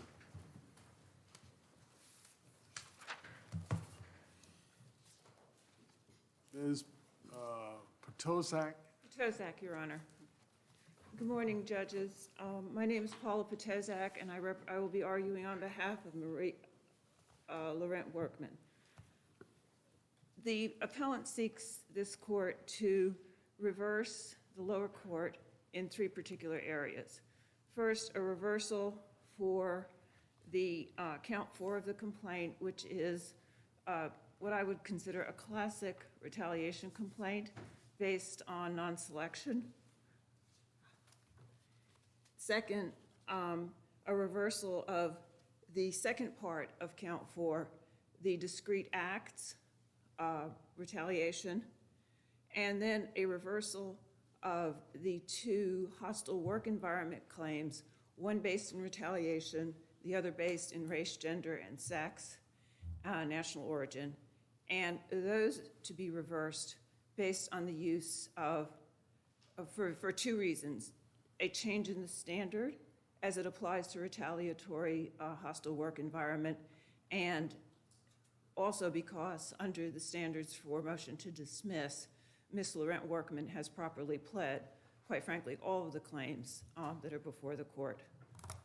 As to count 4 on the causation for retaliation claim and non-selection, the lower court used the standard set forth in Ziske versus Mineta. In that standard has been changed, at least in unpublished opinions, by Burlington Northern, and the Fourth Circuit has routinely adopted the Burlington Northern standard in retaliation cases. In the lower court, the judge found under the old standard that Ms. Laurent Workman did not properly plead that there was retaliation in the non-selection, but that she did not, that the defendants did not have knowledge of the protected activity, and that the time and causation could not be established. Under the old standard, Ms. Workman has established that. Insofar as knowledge is concerned. I'm sorry, I don't understand. What standard has been changed here? The standard for finding retaliation under the Supreme Court decision of Burlington Northern, in that case, the court held in a private sector case that in a private sector case explicitly, that there had to be a protected activity, but that the causal connection need not be adverse circumstances, but was rather adverse employment action, but rather such a activity that would cause the plaintiff. I'm sorry, I understand that. So the materially adverse standard. Materially adverse. But the district court decided this issue on causation grounds. And Burlington Northern, is there a new causation standard that you want us to apply? Causation under Burlington Northern is, well, in Judge Trenga's opinion, the causation, he found no causation because of the time, there was too much time in between. He said there was enough time that you could not infer causation solely from temporal proximity. And in doing so, he ignored certain, the case can be reversed on retaliation on 2 grounds. One, under the quote-unquote old standard, causation is established. There was enough pled in the complaint so that causation based on time could be established. And Judge Trenga simply either conflated, ignored, whatever, certain allegations that were made in the complaint. That's as to causation based on time. And this. So you're saying, I'm sorry, maybe if you tell me your second point and maybe it will be clear. And secondly, the judge also dismissed the case because the defendants did not have knowledge, and in order No, to... he assumed all the knowledge, and the district court assumed the knowledge and said, you know, at best possible case scenario, looking at knowledge most generously, everyone would have had knowledge something like 2 months before, right? And that the 2 months is The judge seemed to focus that the decision maker did not have knowledge of the second amended complaint and only of the first amended complaint. But then the court went on to say, even assuming that the decision maker did have that knowledge, now everyone has knowledge 2 months beforehand, and from that, I'm not going to, and for the 2-month gap, I can't infer from that alone causation. And in making that decision, he ignored certain things that occurred during the selection process, one of which are the questions that Ms. Castro asked of the Ms. Laurent Workman that directly intimated a knowledge of EEO activity and her quote-unquote inability to get along, and asked her during the interview to explain that. That occurred on February 7th, which makes the time causation somewhat shorter. But in addition, it was also Ms. Castro's first opportunity to discriminate or retaliate. Can I ask you about that? Because Ms. Castro, right, had been her second-line supervisor since July, and Yes. The complaint alleges that she had knowledge of all of this in July. So how is this a first opportunity? I mean, isn't it usually the case that if a supervisor wants to retaliate, they can find a way to do it? The supervisor needs something to retaliate with, and if there are no promotions, from July, when Ms. But your whole complaint is that and now I'm sort of mixing your counts, but that in this office, they were retaliating through these kind of lower-level workplace harassment sort of things, but Ms. Castro never did any of that for 7 months, right? Well, did not do the smaller retaliatory actions or discriminatory actions. And Ms. Castro took over the position in sort of mid-late July, so that really, that is not all that much time for... It's 7 months before the non-selection. But that was Long really the time first for a opportunity. Well, I don't understand how that can be a first opportunity for a supervisor. Supervisors, At at least in my experience, supervisors have all kinds of ways of making their employees' lives unpleasant. At the second level of a supervisor, given the job duties of Ms.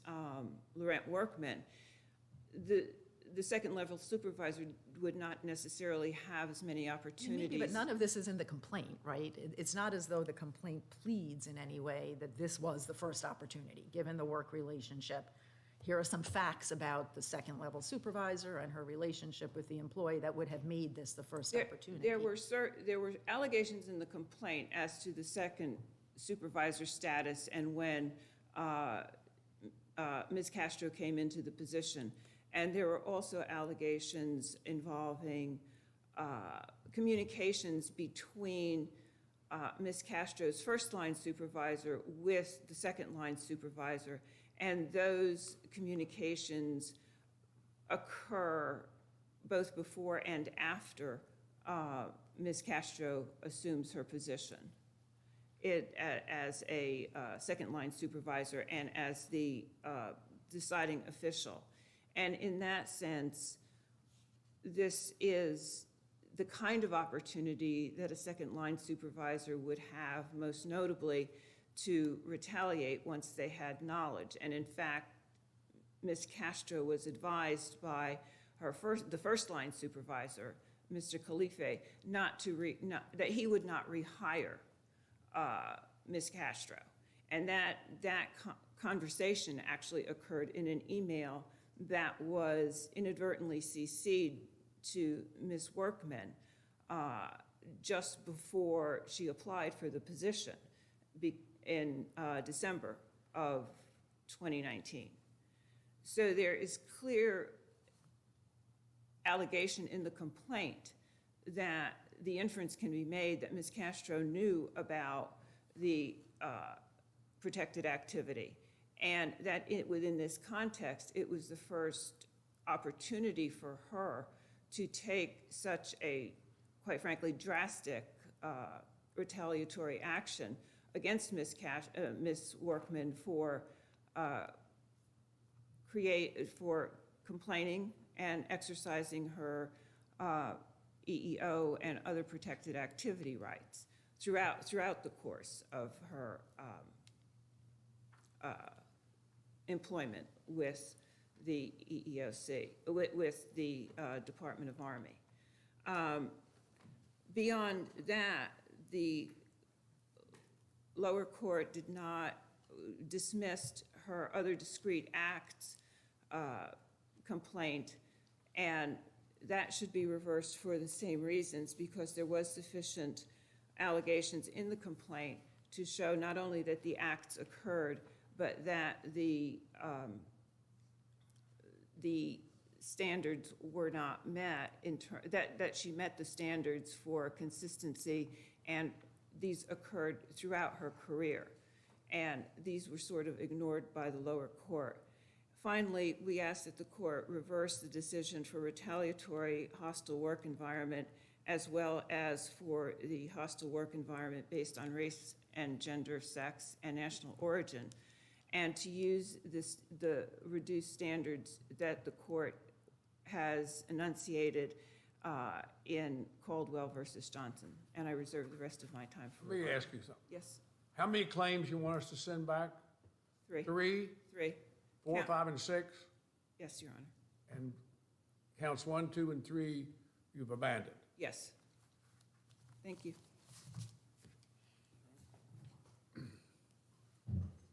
Mr. Baumgarten.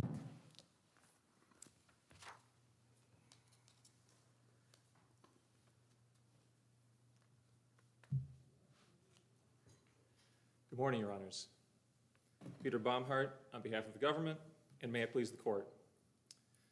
It is the quality of a plaintiff's allegations, not quantity, that determines their plausibility.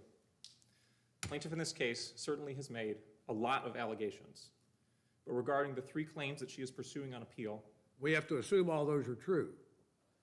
Your Honor, you have to assume the well-pled facts are true, not any conclusory allegations or formulaic recitations of the elements. And to that point, the district court correctly held that the amended complaint, once stripped of those many conclusory allegations and formulaic recitations of the elements, does not plausibly plead a Title VII violation, and we respectfully ask that this court affirm the judgment. Starting with plaintiff's discrete act retaliation claim. The elements of this claim are protected activity, an adverse personnel action, and a causal relationship between the two. Only the third element, causation, is at issue here because the plaintiff has waived anything but her non-selection on this claim. Because it was not clear from the amended complaint, the district court confirmed at the motion to dismiss hearing which discrete actions plaintiff was challenging, and she limited this claim to her non-selection. But there is no plausible causal connection between plaintiff's protected activity and her non-selection. For one thing, there is insufficient temporal proximity. This court has held that even a 2 to 3 month lapse between protected activity and an adverse action is too long. Here, there is an 8 to 9 month lapse between when plaintiff alleges that Ms. Castro, the selecting official, learned of her protected activity in July 2019 and the allegedly unfavorable interview on February 7th, 2020, and the ultimate non-selection on March 5th, 2020. Plaintiff's amendments to her EEO complaint do not bridge that temporal gap. For one thing, as the district court noted, there were no non-speculative allegations that Ms. Castro even knew of that activity. But even assuming that she did, as the district court did, the latest amendment occurred on December 2nd, 2019, which is still more than 2 months before the interview and more than 3 months before the non-selection. That temporal gap is still too long to support a plausible inference of causation. Plaintiff's argument that Ms. Castro took adverse action at the first available opportunity is not just unsupported, but contradicted by plaintiff's allegations, as Judge Harris noted, that Ms. Castro became her second-line supervisor in July 2019, 7 months before the interview and 8 months before the non-selection. and that the two of them, furthermore, had a working relationship. In fact, plaintiff alleges no retaliatory behavior by Ms. Castro at all during the almost year that she was plaintiff's second-line supervisor up to that point. As for the argument that there's some distance between plaintiff and her second-line supervisor, again, as Judge Harris noted, there is nothing like that is alleged in the complaint. If anything, plaintiff alleged that she was close enough to her second-line supervisor, Ms. Castro's predecessor, to ask him to reach out to Ms. Adams to email her some data. Other aspects of the amended complaint further undermine any inference of causation. For example, plaintiff has pled nothing about the position that she applied for, her qualifications, or the qualifications of whoever was selected. She has not even pled that someone was selected. Further, Ms. Castro was not the only person involved in the selection process, and plaintiff does not dispute that none of her protected activity was against Ms. Castro herself. How did Ms. Castro's role in that determination weigh in terms of the other two? I'm sorry, I missed the last part of that question. Ms. Castro's role, you said that she was not the only one, but didn't she have a heavier hand in that decision as to what the decision? So, Your Honor, I believe the complaint alleges that she was the selecting official, but it doesn't really explain how the interview panel, which was made up of 3 people, Ms. Castro included, how any sort of selecting power was distributed among the 3 of them. All that's alleged is that there was a panel, that Ms. Castro scored her a 28, another panelist scored her a 37, and there's no allegation as to how the third panelist scored her. So I think we just can't tell from the amended complaint. At best, it's that there was a 3-way exchange of information. And to the point of the panel, there's no allegation that the employees against whom plaintiff had made complaints, Mr. Khalifa and Ms. Adams, were involved in any way in the selection process. And plaintiff also conspicuously fails to plead how she scored relative to other applicants. What about Mr. Khalifa's email to Ms. Castro, sort of disparaging the plaintiff in connection with this position? So plaintiff has alleged that he sent that email on December 2nd, 2019. So again, still too much of a temporal gap there, for one thing, to just infer that Ms. Castro's decision was based on Mr. Khalifa's comments. It's also further undermined by the fact that he sent that email on December 2nd, and plaintiff didn't even apply until December 6th. So the fact that plaintiff was even interviewed cuts against inferring any sort of retaliatory animus on Ms. Castro's part, since Ms. Castro and the panel could have simply declined to interview her if she wanted to retaliate. Those are a lot of inferences you're drawing, aren't you? Those seem to be all in your favor. Your Honor, these are reasons why it's not possible to draw an inference of causation. Maybe some discovery would help things out. Your Honor, discovery is only appropriate if the plaintiff plausibly pleads a claim in the first instance. And as I've explained, and as Judge Trenga explained at length in his opinion, the plaintiff hasn't done that, despite 2 opportunities to do so, a complaint and an amended complaint. So it's all these deficiencies are why it's not plausible to infer that plaintiff's protected activity caused her non-selection. I'd like to say a few words about plaintiff's hostile work environment claims as well. There are 2 such claims at issue on this appeal, one based on retaliation and one based... You're turning to the hostile work environment claim now, you say? Yes, Judge King. What counts that? I believe those are counts 5 and 6. One of them is based on retaliation, and one is based on race/color, sex, and or national origin. Both of those claims fail as a matter of law. A lot of rough talk going on there, wasn't there? Your Honor, there were certainly some offensive comments made. Very offensive comments made. We don't deny that. But this court's precedents... And we have to accept what's in the complaint on that. Yes, those allegations we would consider well pled. You don't contest what's in the complaint at all. You're saying, believe what's in the complaint, and it's all right to do that. Well, so we would not contest for purposes of our motion to dismiss, since we have to accept the well pled facts as pleased. That's what 12B6 is all about. We understand it's Exactly. up here on 12B6. Yes. And so the facts in the complaint, we have to accept, and you have to accept. That's true, Your Honor. So yes, we don't disagree that they're offensive comments. We would say that this court's We're certainly not saying that it's all right, to Your Honor's second point. But this court's precedents make You're clear. not saying it's all right. It's just a little bit bad. It's not enough to be hostile. Your Honor, we would say that, yes, it's not severe or pervasive. And this court's It's not precedents. severe and pervasive. Correct. You're saying it's not severe and pervasive. Right, which is the standard. The complaint says it is, right? I think the complaint does call it severe and pervasive, but that is a classic formulaic recitation of an One of element. the elements of the claim. Exactly. That's right. And they specify, though, a litany of hostile comments. So there are several comments alleged, Your Honor, yes. But this court's precedents. Comments. I'm not talking about counsel. Hostile comments. Racially hostile comments. Yes, Your Honor. Gender hostile comments. So I don't recall that there were any gender-based comments, Your Honor. I believe there were comments such as "you people," but I don't recall any gender. But the racial stuff's good enough to get them to discovery. So, Your Honor, If we think it is. Your Honor, yes, if you think it I mean, is. you don't think it is, and you argue it's not, and that's your job. You're here representing the government.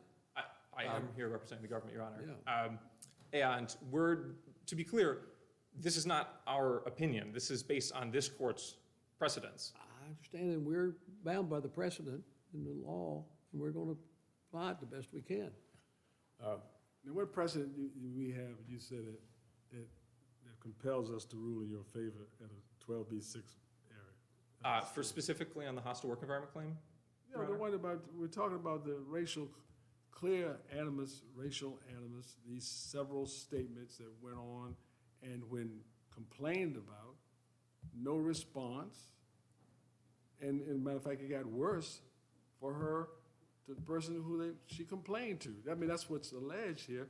So tell me what precedent says that this doesn't survive well-pleaded cause of action to survive a 12B6. It's not summary judgment. Go ahead, tell me, because you keep saying precedent, but go ahead, what is it? Your Honor, we cited a number of cases at pages 29 to 31 of our brief and 35 to 36. I'm not recalling all of them off the top of my head, but there's several cases that involve similar types of comments where this court held that that was just not enough to make out severe and pervasive behavior, which again is a workplace permeated with discriminatory intent and ridicule. I would like to say, just to divert briefly to discuss the severe or pervasive standard itself, the plaintiff has argued for the Burlington Northern materially adverse standard, but the Supreme Court has never applied that standard to a hostile work environment claim. And this court has uniformly relied on the severe or pervasive requirement in hostile work environment claims in the 16 years since Burlington Northern came out. Plaintiff's counterargument is based first on a misreading of Babb versus Wilkie, which did not involve a hostile work environment claim and did not even address the severe or pervasive requirement. And the plaintiff also cites an 11th Circuit case that reflexively extended another 11th Circuit decision that analyzed a private sector retaliatory hostile work environment claim. So leaving to one side the merits of that case, the different statutory language in the private and federal sector retaliation provisions precludes the application of Burlington Northern here.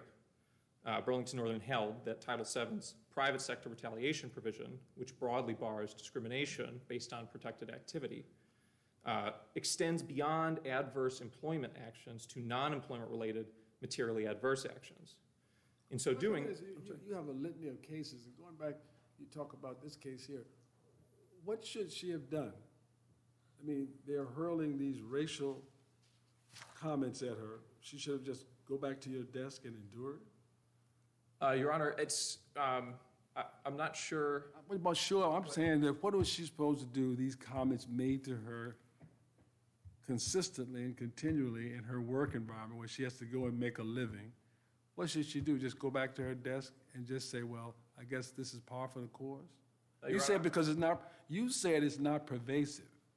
On what basis do you say it's not pervasive to be called these horrible things because of the color of your skin? Tell me why you think that's not pervasive and then adversely impact your opportunity to make a living, to go to work every day and have to endure that. You tell me why. Your Honor, I'm certainly not trying to insinuate that it's not. I'm not asking you to insinuate. You represent the United States government. Yes, And sir. I want you to tell me why it is the government's position that that's not pervasive, to have these things hurled at you because of your race. And you say it's not pervasive. So I'm asking you, what is it? Is it that it's something you're supposed to just say, this is par for the course, that, what is it? I'm working for the government, the army, the protector of people. I mean, well, go ahead. But tell me why. You keep going around, but just tell me, what is it? Your You Honor, familiar with the Nucor case? I'm sorry? The Nucor case out of South Carolina? I'm not familiar with that case, Your The Honor. case where they were making over the loudspeaker jungle sounds. I think it was, you remember that? I am not familiar with that case, All Your right, Honor, I'm sorry. okay. So the cases you have, what were they doing in the cases that we said it was okay? I believe there was one case we cited where there was, it was a coworker, a supervisor, I can't remember off the top of my head, but said, something like, I know how all Latinos are.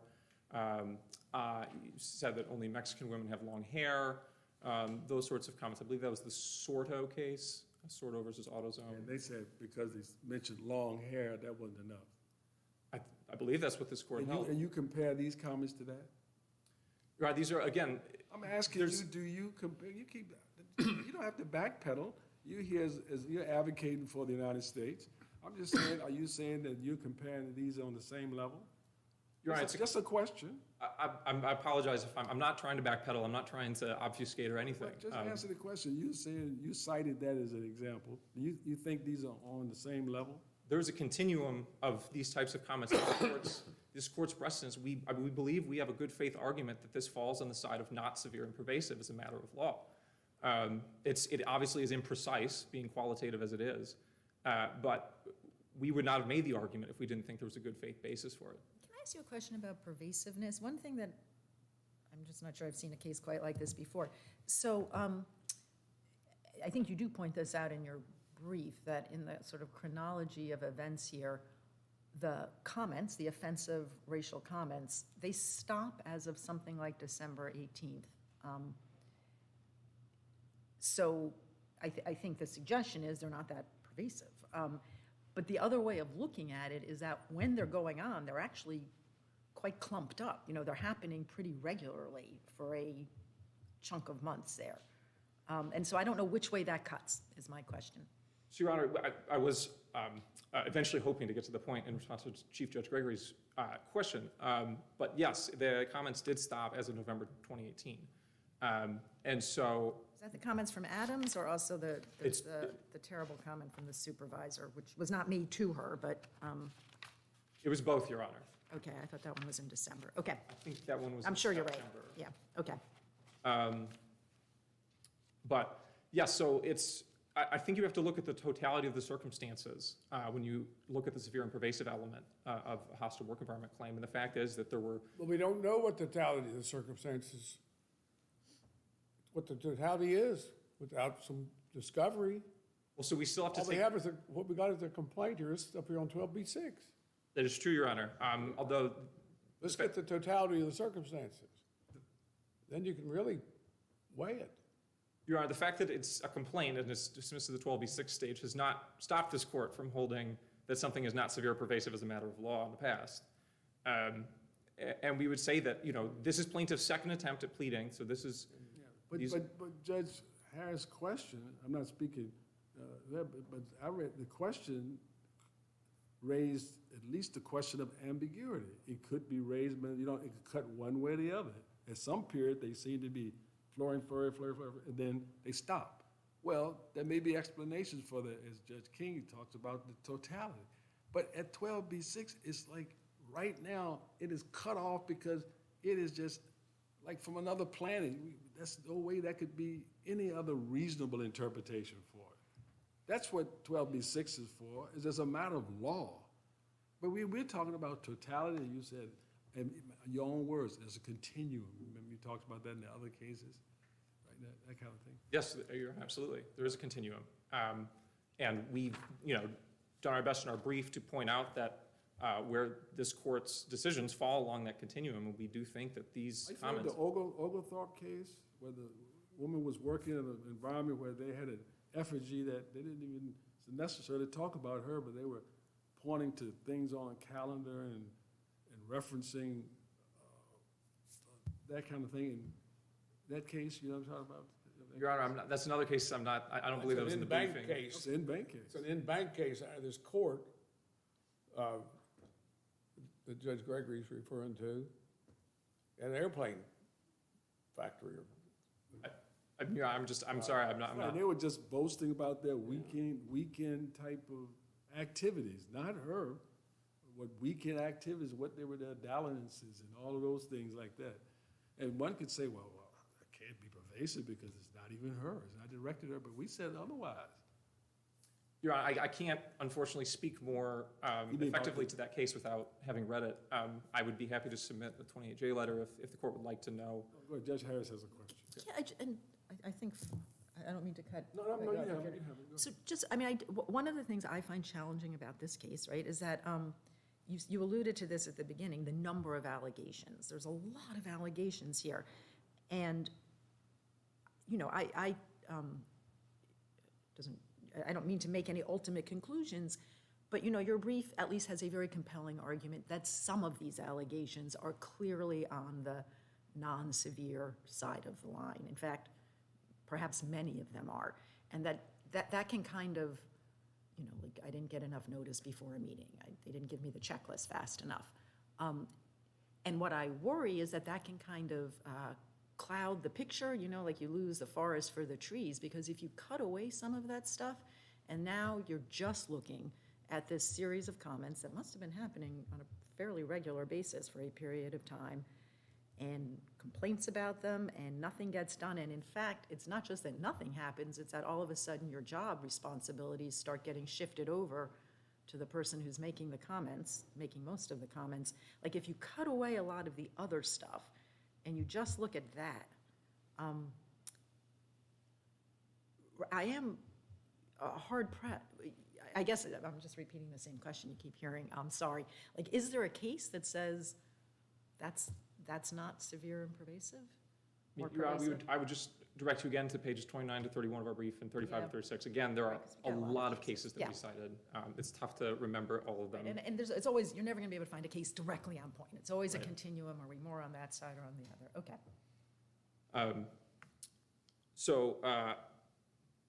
I guess I would also just say with the, I'm over my time. Would you mind if I just wrap up quickly? Thank you. Just to quickly, both claims would also fail because they lack plausible allegations of causation regarding the retaliatory hostile work environment claim. The conduct plaintiff complains of occurred both before and after her protected activity, so which undercuts any inference that it was the protected activity that was causing the conduct she complained about. And also the hostile work environment claim, to the extent it's based on sex and national origin, fails as a matter of law because the plaintiff has no allegations at all that would support an inference that her sex or national origin had anything to do with the conduct that she complains of. So at this point, Your Honors, unless you have further questions, we'll stand on our briefs, and we respectfully ask that this court affirm. All right, thank you, Mr. Baumhart. Ms. Tozak. Your Honors, I'd like to address sort of Ms. Harris's, Judge Harris's and Judge Gregory's and Judge King's issue regarding the severity, the severe and pervasive nature of the acts and how they occurred in this case and why it is death by 1,000 cuts. Your best claim here is the hostile work environment, isn't it? Yes, it is. And it's best as to the racial issue, is it not? Race and I think in terms of egregiousness, not number, it is clearly the race. The comment about the athletes is sportscasters have been fired for less or the same thing. So as to race. You're taking kind of a shotgun approach to the whole thing. And well, shotgun. I'm wondering if your shotgun approach is helping out your case much. Well, as to race, the egregiousness is there more starkly because of what was said and what was done. Ms. Adams also was obviously either didn't understand, it could have been a cultural thing, but for whatever reason, she clearly did not like working with Ms. Adams because of her race, national origin. And just the lady that was That was her coworker, Your Honor. She was She was Dutch. the Dutch lady. Yes. There was a term about, well, she's Dutch one time. That's alleged. Well, that was the excuse, that she didn't understand how things work, I guess, because she's Dutch. That was an excuse for the government. Yes, and perhaps that may also be the reason why, Should be overlooked because she's Dutch. and that may also be the reason why, If she's working for the United States of America. I think hopefully things would have been different, we don't know. And there's also the notion that she was a foreign national working for at least on the United States base, and so she may have been treated differently because of that, but that's an inference that's being made. However, in terms of the retaliatory actions that were taken against Ms. Laurent Workman, they were more constant than the racial ones in a lot of ways, but not as egregious until you reach the ultimate one of non-selection. But it is actually all of the circumstances that she was exposed to in her work environment she worked there for 2 years, basically. For about 18 months of those 2 years were pretty constant. And things were happening to her in terms of her job and how she could perform her job, with duties being taken away. Her position description was changed and then put back in contravention of Army regulations, so that things were happening to her on a regular basis, just from a career and progression standpoint, and the ability for her to actually do her work. So while there are a plethora of what may be seemingly minor events that occurred to her, they were based either in retaliation or in race, and it adversely affected her work environment. And the severe and pervasive standard, quite frankly, is best decided after summary judgment, because it is more of a factual, and the courts have held that it is a factual determination that is to be made as to severe and pervasiveness. And certainly there are enough allegations in the complaint that it was pervasive, and the racial comments were certainly severe, even if the United States does not think that what happened to her career-wise or from a protected activity standpoint was severe and pervasive. And for those reasons, we ask that the court reverse and the lower court decisions as to counts 4 and 5 and 6. All right. Thank you, Ms. Potozak. Thank you both for your arguments and being here today. We will not come down and greet you, unfortunately, because of the times being as they are, but know very much that we appreciate your being here, and thank you so much for your help in these cases, these tough cases. Thank you so much, and be safe and be well. Thank you so much.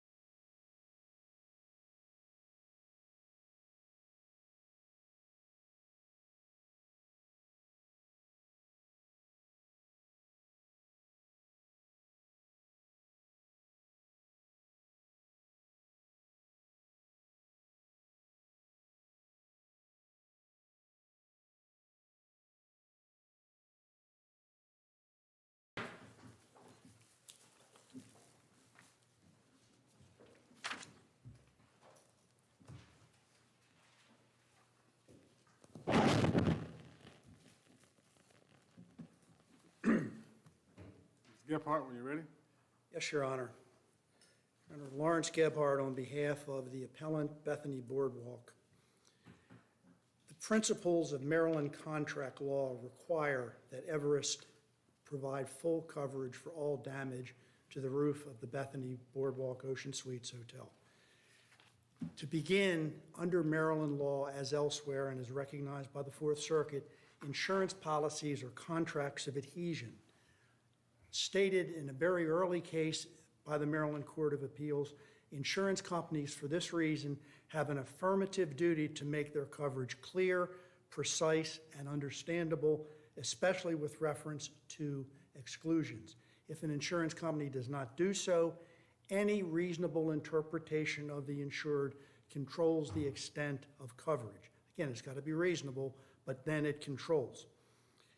Exclusions are strictly construed in favor of coverage, and exceptions, on the other hand, are liberally construed in terms of overriding the exclusion. The focus of this dispute is on the extent and application of the construction defect exclusion that did not contain an anti-concurrent cause provision and was limited by an ensuing loss exception and the concurrent cause of loss doctrine or the efficient proximate cause doctrines.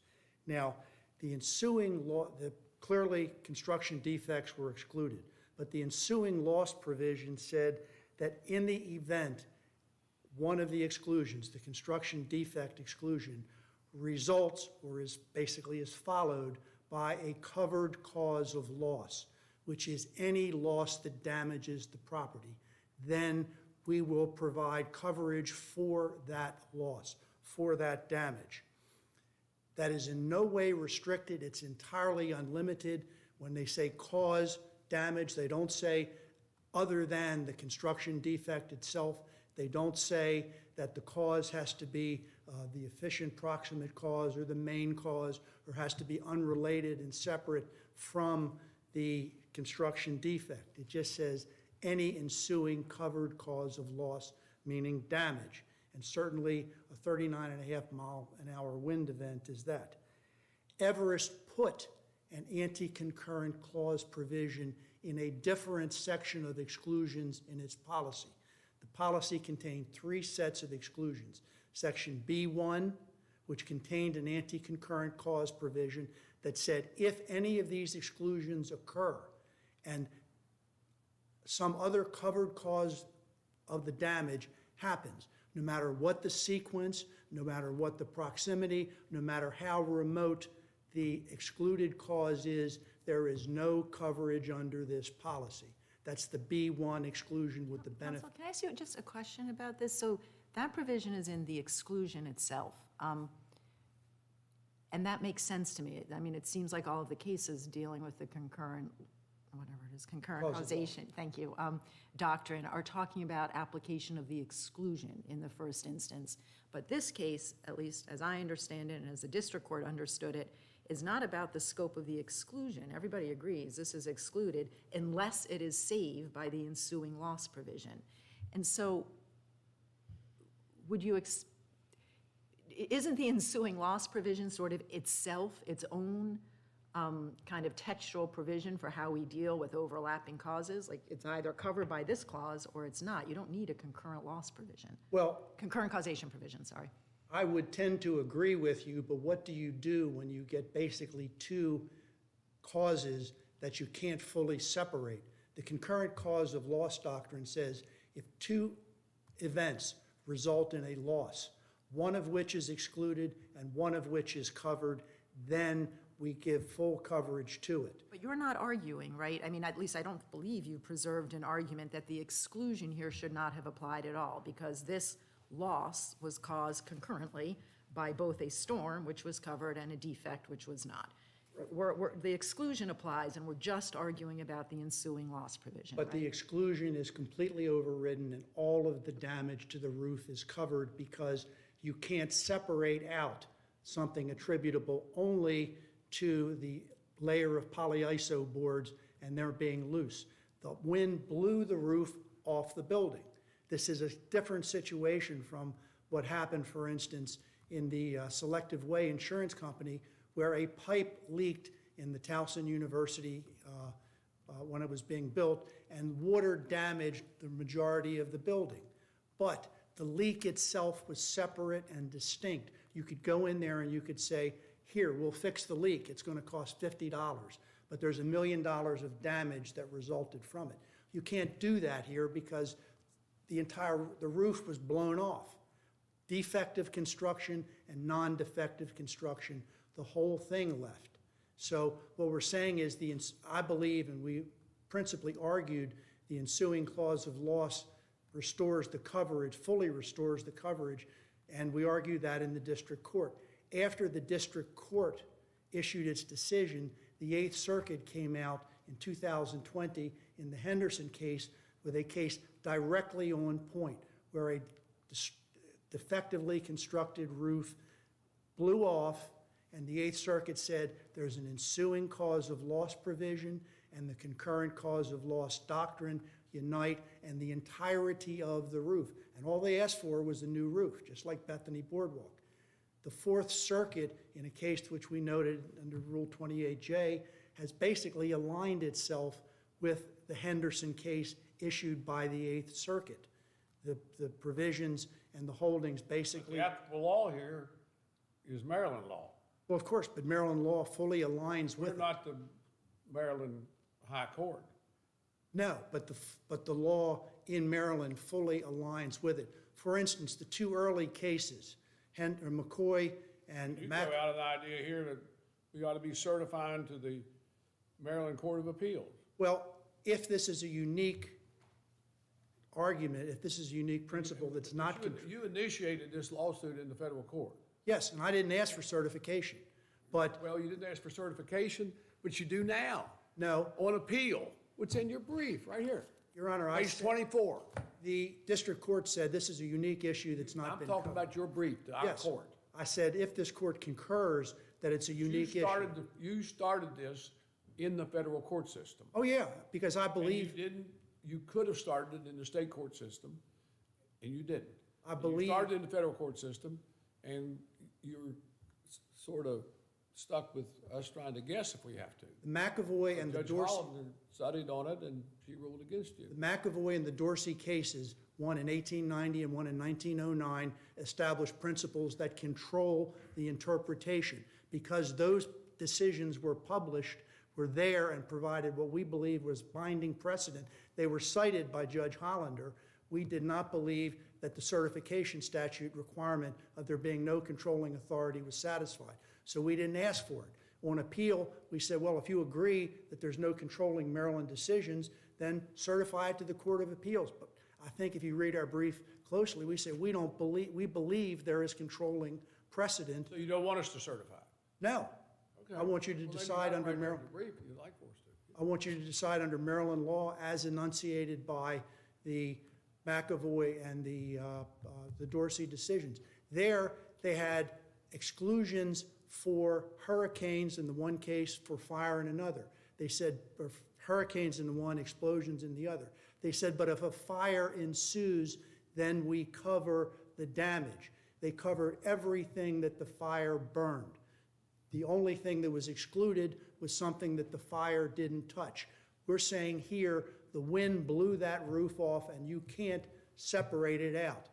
The district court recognized that you couldn't separate or segregate the exclusions in this case because they were interrelated. The construction defect exclusion, if you look at it and decide what is it really intended to cover, we get a roof built. The roof leaks. Okay, it doesn't do any damage. We see a puddle of water underneath. Wipe it up. But somebody's got to fix the roof. The insurance company does not have to fix that. That's excluded by the construction defect exclusion. But what happens when the water damages other things? But it's still separate from the leak. Then you can say, well, we only fix what the water damaged. But what happens when you get a big windstorm that blows it all off? Suppose we had a 200-mile-per-hour windstorm, blow off anything, but there's a construction defect in the roof. Do we get no coverage because there was a construction defect, even though the 200-mile-per-hour wind would have blown everything off, even from the most perfectly constructed roof? The Eighth Circuit has said no, and this circuit, although in an unreported decision in the Park Center case, basically said the same thing. You had an ensuing loss provision, you had no anti-concurrent cause provision, you had Hurricane Floyd exposing new construction to the elements, and you had an exclusion for freezing temperatures. The freezing temperatures burst pipes. And this court said, because there's no anti-concurrent cause provision, because there's an ensuing loss provision, and because Hurricane Floyd is really what caused things, just like the 39.5 mile per hour wind storm here, then there is coverage. And let me emphasize too about this windstorm and the construction But defect. I'm sorry, just so that I understand sort of the factual predicate, I thought it was sort of undisputed here that but for the defect in the roof, this roof is not blowing off. It's not like it was a 200 mile per hour wind that would have blown off even a perfectly constructed roof. That's correct, Okay. the two combined to do it, which is why the It's a 39 mile an hour wind. 39.6 miles per But hour. for the defect, this roof Right. wasn't blowing off. And so I guess the question that the district court, I think, kind of thought it had in front of it was that if you're going to get the roof replaced, what work is that exclusion doing in a case like this? None, right? Well, again, the ensuing loss and the concurrent cause of loss doctrine covered. Let me explain to the court also, though, 2 windstorms had higher velocities. They didn't affect the roof. There were several, if you look in the applied engineering report where they detailed all the windstorms, there were several that were almost that high. But the roof didn't affect the roof. The roof didn't leak. No one had an idea that there was anything wrong with the roof.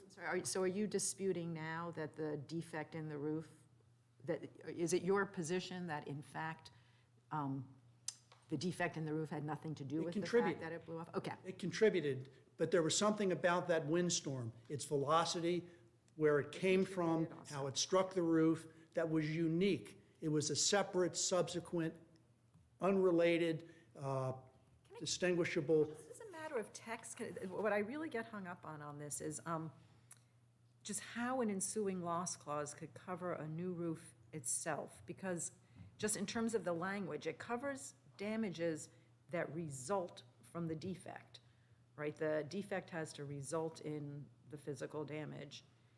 And the roof itself, is the defect. It's not the result of a defect, it's the defect. Right. So, but the word result, if you read it in the dictionary, can mean proceeds, comes after.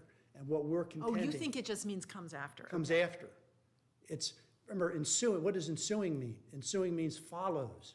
Result, they're using the word Everest in its policy, although not every. But the roof itself doesn't come after the defect in the roof. The damage from the roof blowing off does, but the roof is the defect. That's what I keep getting hung up on. The wind is what caused the damage. The wind happened after the defect first was put in place. It ensued. The roof is the defect. And so what you can get coverage for under this provision is for damages that are caused by a defect. But how, it just seems like what No, Your Honor. It says you get coverage for a covered cause of loss, which the policy says is any physical damage that is not excluded by a different exclusion in the policy. But where the defect results in the covered cause of loss. And it just seems like here, the defect is itself the covered cause of loss. Because as you say, the covered cause of loss is the direct physical loss. They seem like they're the same thing. Like this is not a derivative loss or a one-step remove loss. It's all the same thing. Everest used the word result instead of ensued. Many policies use the word ensued. That's why it's called ensuing loss. It's talking about something, an event that happens after the defect was created that results in the damage that we're asking. You're saying basically the defect is covered. We can get the defect fixed if something happens after. That destroys, that makes it so you can't separate the cost of repairing the defect from the cost, from the overall cost. That's what I'm saying. Remember, the entirety of the roof was not defective. You had a concrete base, you had a polyiso boards that were laid down, some of them weren't glued correctly, and then you had a TPO membrane that was correctly applied. Only 1/3 of the construction was at all defective, but the whole roof was blown off. You couldn't fix it without replacing the TPO roof. And so that was what the resulting cause. So I think my time is up, Your Honors, and unless you have a question, I will reserve for rebuttal. Thank you, Mr. Gephardt. Mr. Jenkins? Peter Jenkins with Jackson and Campbell for Everest Security Insurance Company. think I'd like to start actually with that 200-mile-an-hour hypothetical because it helps illustrate how some of these confusing causation concepts work. If we have a defective roof and a 200-mile-an-hour wind blows off that roof, and even a perfectly sound roof would have been blown off by that wind, the policyholder is going to seek coverage, and in some cases, an insurance company might say, but wait, there was a defect. But in practical terms, the defect did not cause any of that damage. And courts will read into policies that don't specify otherwise something called the efficient proximate cause rule. Talked about it. It's used, other names are used as well, but the idea is what is the predominating cause, what is the direct cause, what actually caused the damage here. And even though a defective roof is blown off by a monumental wind that any roof would have succumbed to, it's not fair to say that the defective construction was the cause of that loss, and therefore the insurance company can't rely on the exclusion to disclaim coverage, absent other language. Now, there's also something called the anti-concurrent cause qualification, which insurers will put in if they want to be sure that even in a circumstance like that, they can still deny coverage if there's a defect in any way, shape, or form. But that is not, that's not simply a binary choice, though, between an exclusion will never apply unless you have an anti-concurrent cause provision. Policies use different types of language to talk about different causal relationships. Some exclusions, the insurer will put, or the parties will put the anti-concurrent cause exclusion. Some they'll put an ensuing loss exception to say there's some causal relationships we're willing to cover here. And sometimes the policy doesn't address it at all. And what you find most commonly in the national case law is that a court will read in some kind of efficient proximate cause requirement then, whether in the insuring agreement or the exclusion, to say there needs to be at least a real cause here for the insuring agreement to apply in the first place or for the exclusionary language to kick it back out of coverage. Can I just stop you because you said something that was very helpful to me. So an anti-concurrent cause provision and an ensuing loss provision are sort of two different ways you might deal with the same cluster of issues. Correct. Okay, thank you. And you see that in the case law, I believe one of the Maryland cases that gets cited talks about you use an anti-concurrent clause provision to contract out of the efficient proximate cause rule. An ensuing loss clause is somewhere in between. Gotcha, thank you. And I guess. And this contract uses both in different places. Correct. Yeah, okay. And as you get the sense from reading the cases, this is language that is, there are different forms of language to get the same concepts, but there's a lot of standard language that gets used a lot, and so you will see cases throughout the country quoting similar or identical language and courts interpreting it.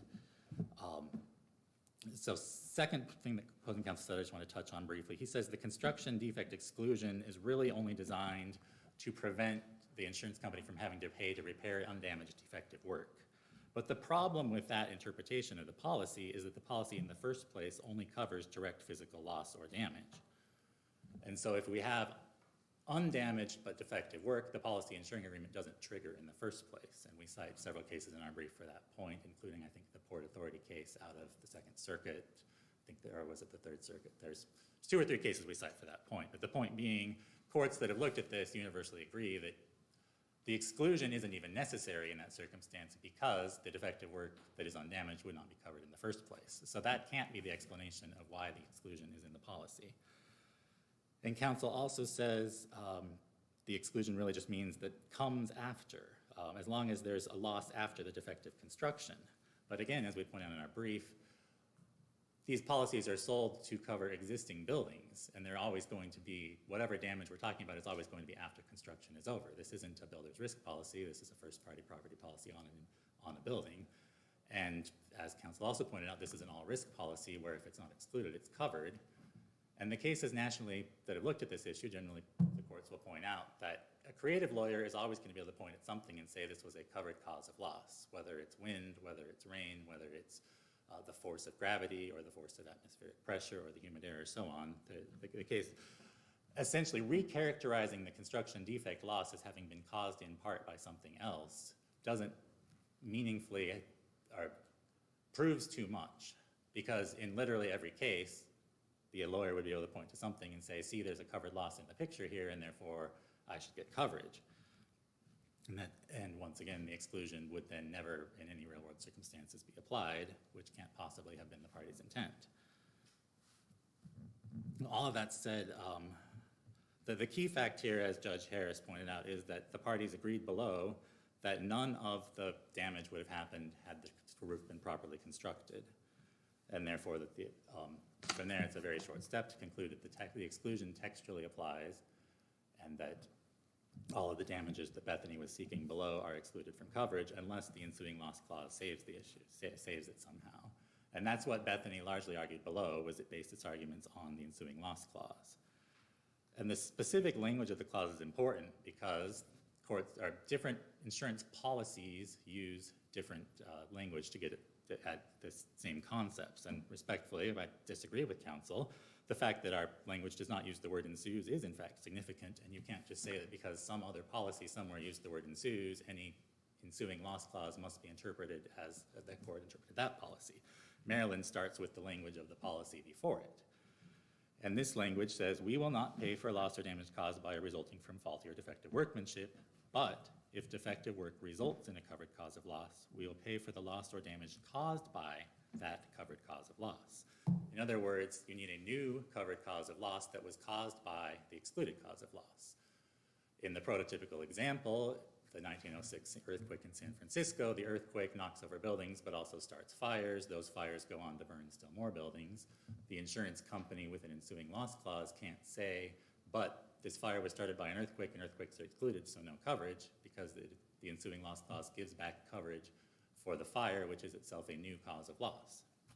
But here we don't have anything like that. The construction defect did not cause wind to blow and did not bring into existence some new separate thing that caused problems. What do I mean, your colleague responds that it is true that the provision says the excluded cause of loss, the defect, has to result in a covered cause of loss. And so what you say makes sense, except that the way covered cause of loss is defined is not in terms of causes. It's not a list of causes. It just says it's a direct physical loss. So how do I make sense of that? It appears to say, once you build in the definition, that this ensuing loss clause will apply if the defect results in direct physical loss, which it did here. But it does say caused by, I think is the first response, which implies there's something, you need something more than just direct physical loss. But I get to the extent your question is asking, why is the policy written that way? Yeah, it seems weird. Going somewhat off script, but my understanding from my reading of 100 years of insurance history picked up here and there is that the forms evolved over time, and where forms used to do specific causes of loss, it became much more common to do the all-risk approach of if we hadn't excluded, we cover it all. That seems like a real problem for this argument because, as you say, it's the language of the contract that governs, and this just says if a defect, I'm putting defect in brackets for excluded cause of loss, results in a direct physical loss, we will pay for the loss or damage, caused by that direct physical loss. I don't know what to tell you there, but the language, what you are saying makes perfect sense, and it makes sense of the old earthquake cases and everything, but I'm just not sure it tracks this language. But you don't need this argument to prevail. The district court didn't think it prevailed on that ground. The district court didn't address this argument, right? You raised it, but the district court didn't address it. We raised it, but I don't believe the district court directly addressed it. The district court thought you prevailed on different grounds. The construction defect didn't cause the earthquake. The district court said, I read this to mean that there needs to be a cause, but then it dropped the issue. Okay. I'm not sure why.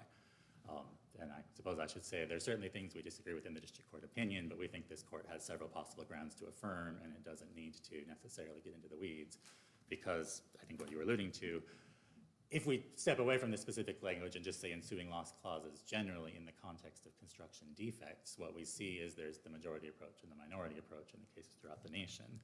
And the majority approach, or I think this court has actually called it the consensus approach, is that there needs to be a loss to something separate from the sort of loss that we would expect the defective work to have caused if we knew that it was defective before the incident occurred. Some new and intervening might be too strong a word, but something somewhat different. When you build a roof and you leave holes in it, you know the roof is going to leak. If you build a foundation and you don't shore it up properly, you know the building is probably going to collapse or have a similar problem. Similarly, so when you have a run-of-the-mill construction defect case where what happens is exactly what you expect to happen, that doesn't satisfy an ensuing loss clause under the majority approach. And we cite plenty of cases in our brief for that. This court's Taja and Travco cases out of the Fourth Circuit, under Virginia law, We've got the Balfour case in the Fifth Circuit, the Friedberg case in the Eighth Circuit applying Minnesota law, the TMW case in the Sixth Circuit, the Rocky Mountain pre-stress case in the Tenth Circuit, all kind of canvassing that law and agreeing that this is the majority approach. There's also a handful of minority rule courts, and I think the simplest way to summarize what they do is to say, they say the defective work itself can't possibly be covered or the exclusion would have no meaning, but anything else is.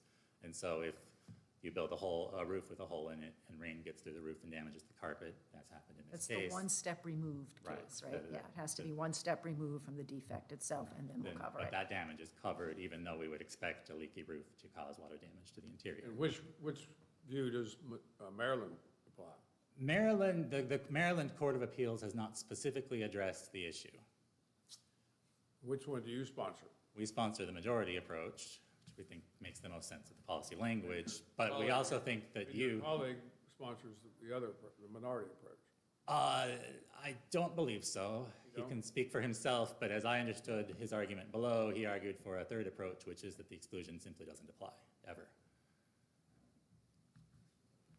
Right, he doesn't think the damage has to be one step removed. Right. As I understood Bethany's arguments below in his court, they logically boil down to a position that this exclusion is never enforceable and is simply the parties put it in the policy just to waste paper and ink. And did Judge Hollander adopt your view? Judge Hollander adopted the minority view, which was not what we had argued for, and then ordered the parties to conduct additional discovery because the facts in this case were that Bethany pleaded damage to the roof, damage to one hotel room where there was water infiltration that I believe damaged drywall and carpet, and damage to the restaurant roof in the hotel. The parties conducted discovery, and those other two categories of damage that Judge Hollander held would be covered under the minority rule, which she predicted Maryland would adopt, were less than the deductible that applied on the policy. I thought Judge Hollander, she did anticipate that the Maryland courts on this policy would adopt the minority approach, but didn't she also think it didn't matter because either way, you're not getting, I thought she thought it didn't matter. She did say something to the effect of that it doesn't matter because she thought the result would be the same under either approach. And that gets it, I think. Oh, I remember, sorry, it's coming, right. Put that to one side. As it turns out, though, post-discovery, it is clear it doesn't matter. That's because correct. under either approach, they're not replacing the roof. It's at best all the derivative damages, and the derivative damages are coming in under the deductible. So what Judge Hollander didn't know at first is that at the end of the day, under either of these approaches, the result is the same. That's correct. Got it, thank you. And Sorry, I forgot the just posture. to put a capstone on that, our position certainly is that we think Maryland would adopt the majority rule, but this court does not need to decide that question. This court can simply say the district court's judgment is affirmed because under either view, Bethany takes nothing. So turning from that, in this court, although not really below, Bethany has also raised the concurrent cause rule, which is a somewhat separate doctrine of law. And it goes back to before the exclusion even applies, again, as Judge Harris alluded to. Under a concurrent cause analysis for a court that had followed that approach, the court might say, we don't even apply the exclusion in the first place because there's a covered cause lurking here. Now that approach, frankly, doesn't make sense in the context of an all-risk property policy because there will always be a covered cause in any fact pattern. But to better understand why it doesn't apply here, it's helpful to look at the history. The concurrent cause rule was something invented in California in the Partridge case in the early 70s, where the California court was looking at a general liability policy that had an auto exclusion and held that even though the injury arose out of the use of an auto, there would still be liability coverage because there was a covered negligence cause in the equation.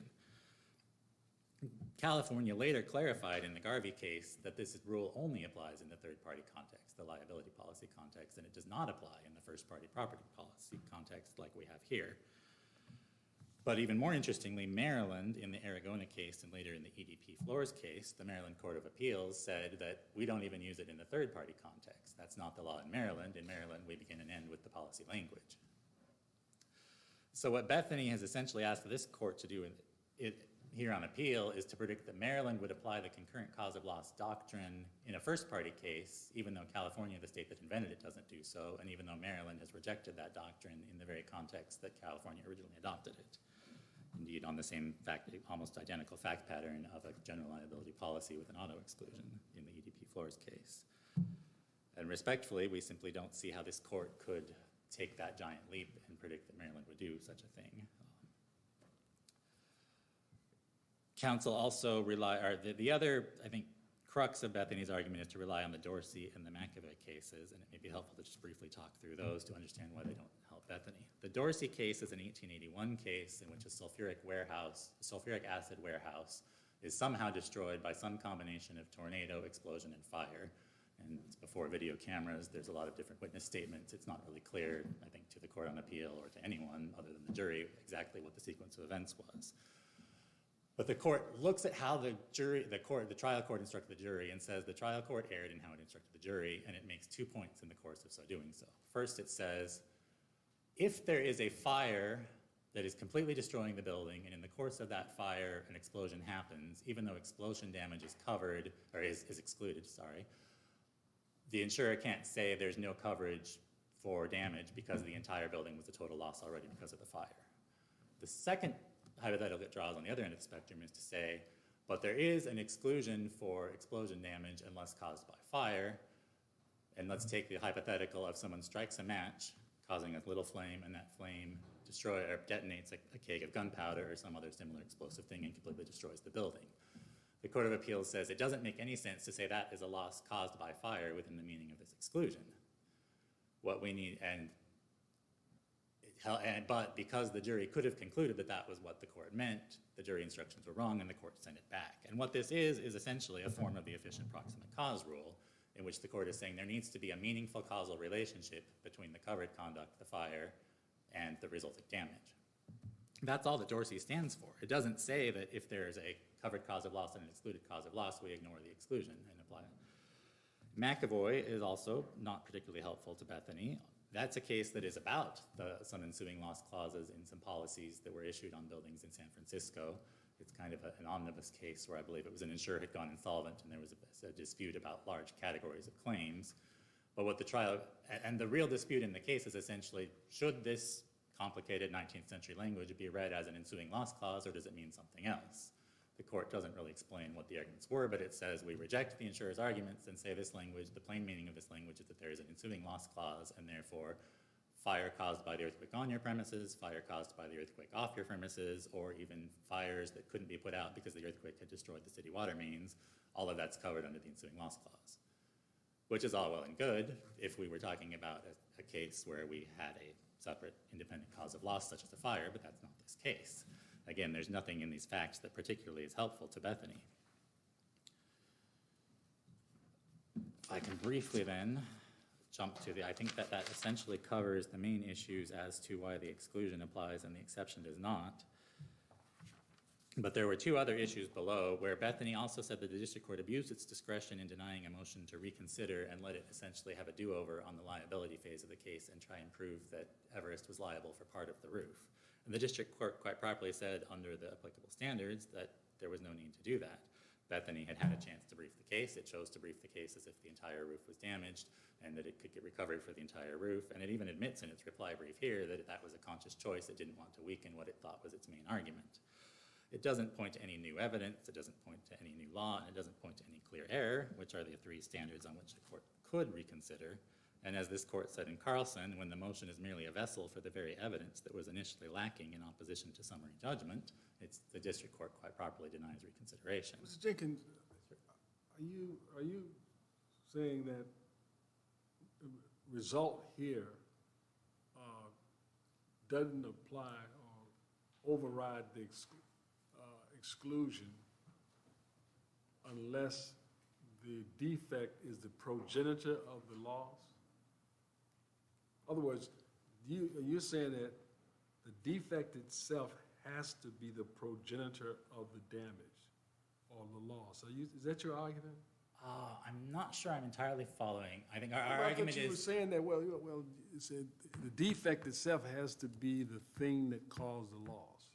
Well, the exclusion and the storm just comes along, but that's independent of the defect, and you define result meaning it has to be the actual, progenitor. I mean, that becomes the germ which caused the loss, and there's no intervening other thing. Is that your position? So I'm getting a little hung up because for the exclusion to apply in the first place, that whatever damage we're talking about would have to be caused by or resulting from the faulty or defective workmanship. But then for the Well, it's exception. the workmanship is what makes it excluded, right? Correct. Right? And And but that exclusion is overwritten if that defect or non-covered cause results in some damage, right? Causes a new cause of loss to come into being. Right, that's what I'm saying. That's what I mean by the progenitor. It itself causes it. That's Correct. That's your narrow reading of that. That's very narrow reading, right? You agree that's a narrow reading? Don't know that I would agree that's a narrow reading. I think our argument is that it's the plain. Well, for example, under that reading, a storm of any magnitude would never be the result. I know here they concede that 40 wouldn't be enough, but if it was enough, it wouldn't matter because the defect didn't cause the storm. Is that right? Is that what you're Yes saying? and no. So if your question is, if a 200-mile-an-hour hurricane had blown the roof off completely,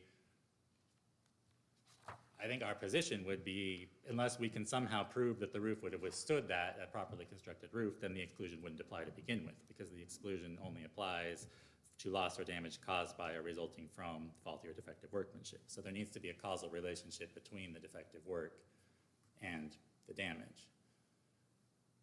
But here it's undisputed that the roof would have withstood, a properly constructed roof would have withstood a storm up to 55 miles an hour, or in fact any number of such storms for the entire useful life of the roof. So under the proximate cause, you say there was no result then. If you take the causation definition of result, right, there was none. In the facts here or in the hypothetical? The facts here, In the facts here, there was no result. Based on the one, it has to be the progenitor, I mean, right? there's no new cause of damage. It's simply the wind attacks the roof in a way that the roof failed in exactly the way we would expect the roof to fail if we had known that the roof had that damage or had been improperly constructed in the first place. No one who understood this It's roof. almost like heads I win, tail you lose, isn't it? I mean, there really is, almost reading that way, there is no way to overcome the original exclusion, but it seems to suggest that there is. I would not agree with that. There's several examples in the case law. So one example in the case law. Give me an example here. Certainly. Defectively installed wiring causes a fire to occur. Let's try roof, since that's this case. Okay. Show me, give me your hypothetical where it would. Sure, well, I'll slightly modify one from the case law.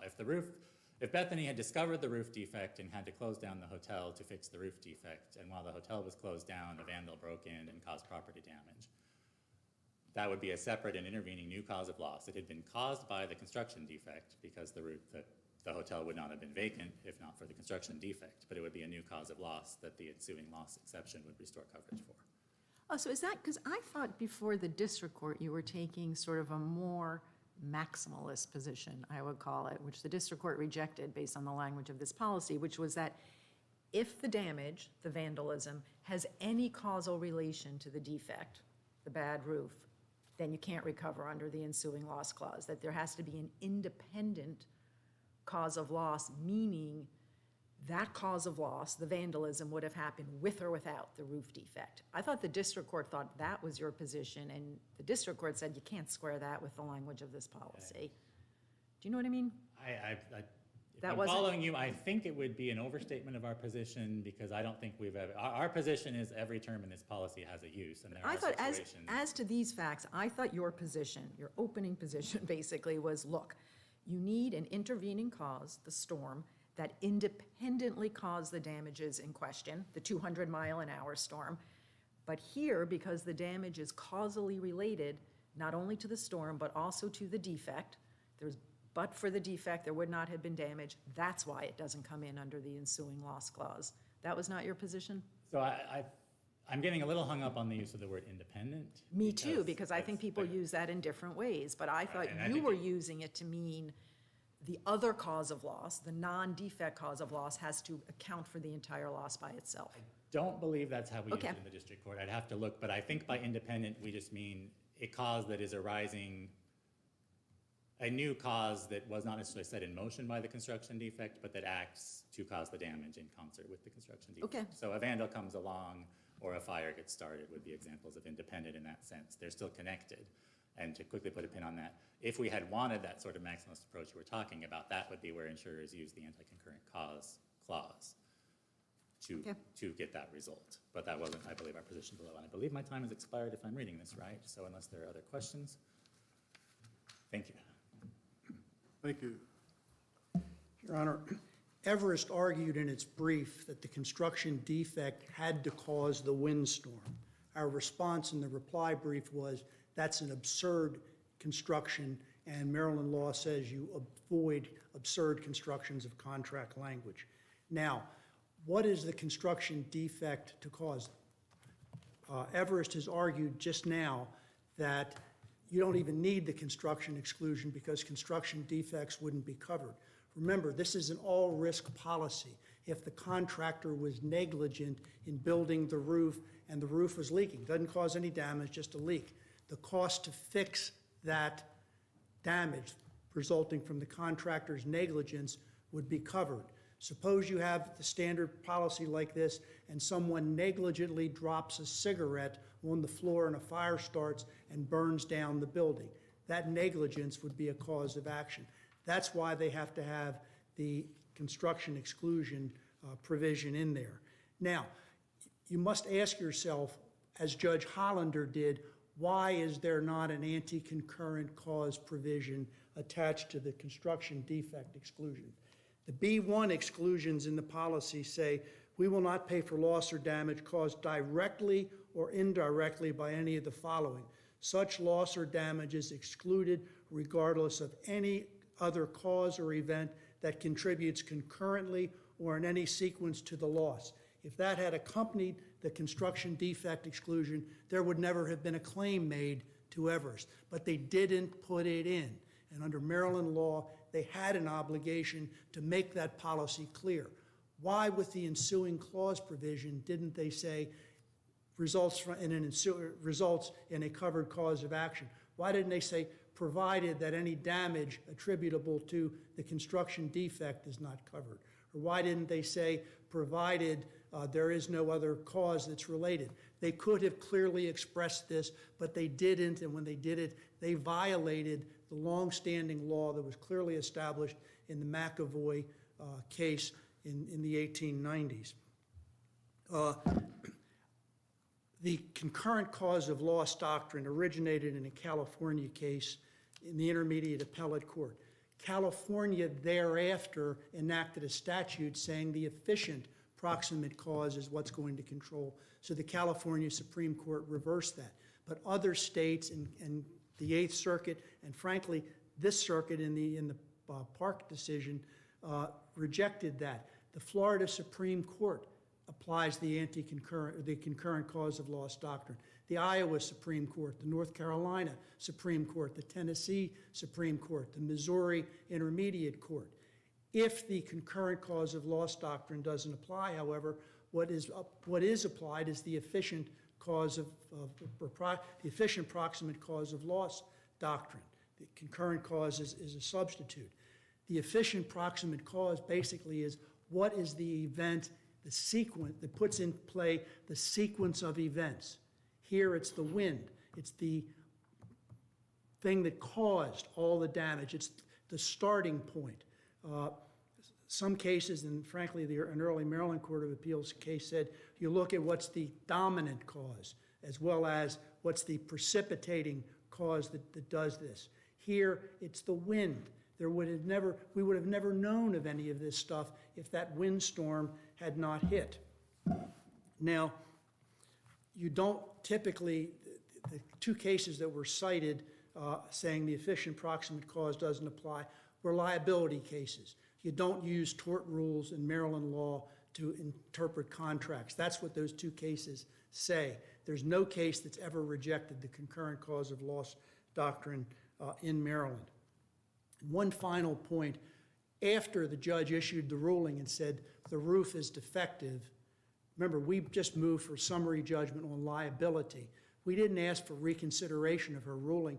We asked for clarification. Wasn't it called a motion for reconsideration? We did, because that's what the rule says. But we cited 2 federal district court You cases. wanted her to come out differently. No, we wanted her to say, define what you mean by the damage. Is it the damage only to the component, or is it the damage to the entirety?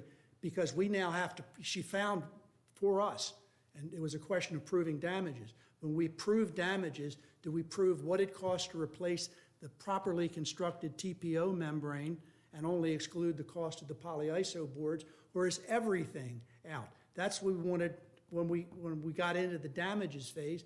Tell us what we have to prove. I didn't ask her to change her ruling. I mean, we appealed that. I just said, tell us what you mean by damage. Is it damage only to the to the defective component, or is it everything? If you had a light switch or a fuse and cost $2 to replace, it blows out the entire electrical system in the building, which was properly constructed. Is the $2 fuse what's excluded, or is the $1 million electrical system excluded? You know, that's what we asked for clarification of.